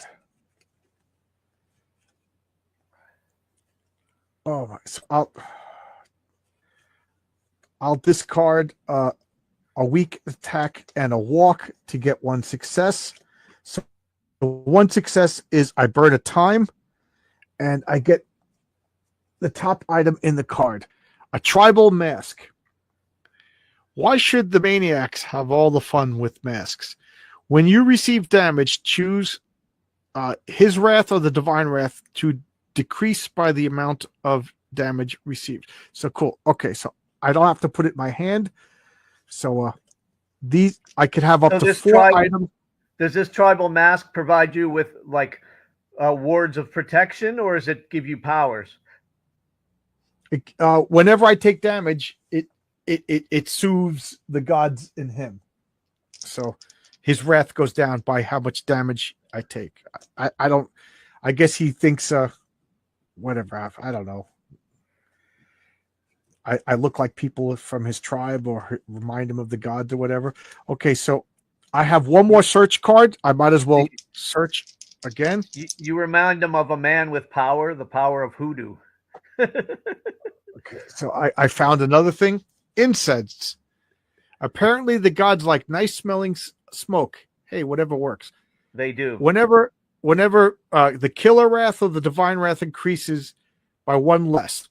Okay, cool. So, and that stays. Okay. All right. So I was searching around. Now I'm going to walk. You know what? I'm not even going to walk because I'm just going to burn time and he's going to kill. No, I'm going to walk because I could potentially get there. I could potentially get to him. And I potentially not. So I just lose 2 times because I'm not taking any damage. So I get lost in the dark. I guess wearing a mask in the dark is not the smartest thing to do. Oh, well, I got it. Unless it gives you the power to see, like nocturnal vision, then you know. Okay, so I have 1 time, so I'm going to get back my 0 point, and I'm going to take a close call because that's the only thing that I could afford. And then these cards will go back. Okay, and now it is his turn. So, okay, so I'm just looking to make sure I follow the rules. So his power, he kills anybody in his spot. There's no terror card left. So we take this card and we flip it over. We are now in the finale. So every turn we get this. This is going to be bad. So okay, so a violent tantrum. So we unleash his wrath, we increase his wrath by 3. He attacks, he targets, he moves, he attacks, and then unleash the divine wrath. So this is just insanity. All right. So he just becomes the Tasmanian devil of murder right now. All right. So okay, so unleash the his wrath. So it says increase by 2. 2. Okay. Then increase by 3. Oh wow. 1, 2, 3. Or he hulks out a little bit. Right. So now he's going to target whoever's closer. He's going to target this. And then he's going to kill. That pushes this up. Increase by all the number of victims. There are no more victims. So unleash his unleash his. Oh, so I lose 2 time, and then I increase by 1. But whatever. Oh, okay, cool. Whatever things get increased because the incense, everything gets 1 less. Okay, so that okay, that's good. So it increased by 1, so it doesn't go up. Okay, all right. So the incense is helping me. All right. There we go. Now it's between phases, so I gotta roll 2 dice. I see No three. successes. See 3 pieces on the board, though. I thought you were the final girl. There's no more victims. Right. So I'm the last person. The last person. Oh, there's only 2 pieces. I thought there was 3. Never mind. Okay, there's just 2. Yeah. There's just 2. That's me, and that's him. Okay, got it. So now it's my turn, and I'm starting my turn with only 3 time because all of the divine wrath. So I'm going to focus. I'm going to focus. 1 success. All right, so that puts me in the green zone, but I lose a time. Okay. I'm going to focus again, but I get 3 dice. So I get 2 successes, so this goes over here, and I get 2 time. Nice. I'm going to go for a short rest with 3 dice. I need to heal. Need to heal because I only have 2 hit points out of 6. And I totally fail. So I'm going to play close call. That lets me reroll all my dice. That costs me 2 time. And I totally fail. Unbelievable. I'm not discarding any of these cards. So I totally fail. So I heal 1. The horror goes up. And I lose a time, and then it's the end of my turn. So I have 1. So all I could do is get this close call, but I get my 0 point cards back. This goes here, this goes here, this goes here, and now he goes. So now, like you said, he hulks out. So increase the unleash. So I unleash his wrath. So he's targeting me, and he's moving 3 spaces. 1, 2, 3. So yes, Unleash. You know who had a character named Unleash, right? Who? Don Simpson. Oh, okay. And now he attacks me. So he's going to do 2 damage, but I will block. Well, I'll try to block. So I'm going to try to guard myself against his attack. Okay. I get 1 success, so I reduce the damage. So I block it. Okay. Now I increase by 3, but I have incense, so it only increases by 2. Okay. Then what does that say? Then he attacks me again. So I block. I hope I block it. Nice. I ignore all the damage. Good. And then unleash the divine wrath. I lose 2 time. Oh, that sucks because I'm at 0, so that means my horror goes like that. And then increase horror by 1, but I have the incense, so it doesn't go up. Okay, I survived. I didn't think I was going to survive. I did not think I was going to survive. So now, I got to roll for his dark power. 1 success, nothing happens. Okay, I'm just, like I said, I'm obsessed with playing a perfect game, and so far I'm doing it really good. I made 1 little minor mistake that I was able to correct. So, okay, so now we are in the same spot. So I will do a weak attack. Okay, we are in the same spot. I only get 2 dice. Can I focus or anything? No, I can't. Okay. Totally whiffed. I totally whiffed. Unbelievable. I think I'm going to die now. Oh, close call. Close call. So I'm going to play close call. All right, so I'm going to re-roll that. Uh-oh. Horror's up at 4. 2 successes, yes. So I do 1 damage to him. All right. I do 1 damage to him. But I will also play Furious Strike. Okay. one success. One success is 1 damage to him. The horror goes down, and it's the end of my turn. I think this is where I die. I think this is where I die. All right. So I have 0 time, so I can't buy any cards except for the 0-point cards. Yeah, I think this is where I think this is where Adelaide is gonna. Aw, and she saved so many people too. Yeah, she did a good job, Adelaide. Be proud of yourself. Right. We'll get her the Congressional Medal of Honor. Okay, this goes here, and 2 guard cards. Oh, okay. All right. So now it is it's his turn. So unleash. Okay, so wow, I get a hit point. That's weird. Oh no, he gets a hit point. He heals. The horror goes up. He attacks me for 2 damage. There's nothing I could do about it. So I take 2 damage, but whenever I receive damage, I decrease his wrath by 2. Okay.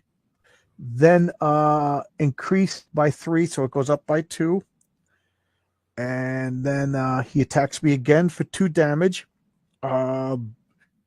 So I have my special hit point. If I flip it over and it's blank, we lose. So let's see. And we're done. So he killed her. We done. Oh. So there you go. What do you think of that? I think it's okay. I'm wondering why you couldn't have a second player who is the bad guy. Because it's programmed. So okay, I want to do this. You can't because you follow this rule. Right. So the bad guy basically follows set natural laws, kind of. He follows a program. He's a force of nature. He's not kind of like an independent thinker per se. Right. Yeah. It's designed to be a solo game. Messing with that is you're messing the game. It's Of course. Yeah. I freaking love this game. I love the design of the game. I love the production of the game. It's so good. Like these boxes, like this Sacred Grove. This is magnet. So when you put it on the box, it snaps shut and it's magnetized. So here's the other girl. The other Barbara. So I could have been Barbara. Well, Barbara had 7 hit points. And what's her power? Victims will move into the killer space. Yeah, you can't leave. If you go into the killer space, victims won't go with you. When you damage, but I didn't do that. I always try to lead them away. Okay. When you damage an enemy in your space, you may do an additional damage for each victim present. For each additional damage done, a victim is killed. Do not increase. Oh, wow. So she could command all the victims to do damage, but they die. So Barbara's kind of bloodthirsty.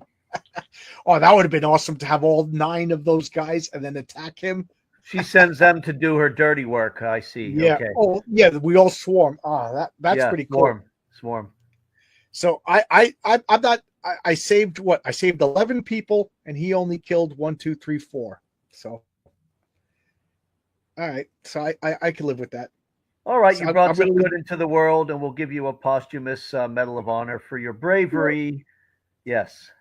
So I'll probably play this again tomorrow night. I have two lives tomorrow, and then I might play this tomorrow. I might play this particular bad guy one more time just for the hell of it, because it's kind of fun. Now I got a grasp on it. Maybe I'll play with Barbara instead of Adelaide. All right, but that's it. Good night, everybody. Hope you had fun. Good night, folks. Watching. Thanks for playing. Dave, are you still watching? You still watching, Dave? DC Miller? All right, see you guys. Bye-bye. Bye-bye.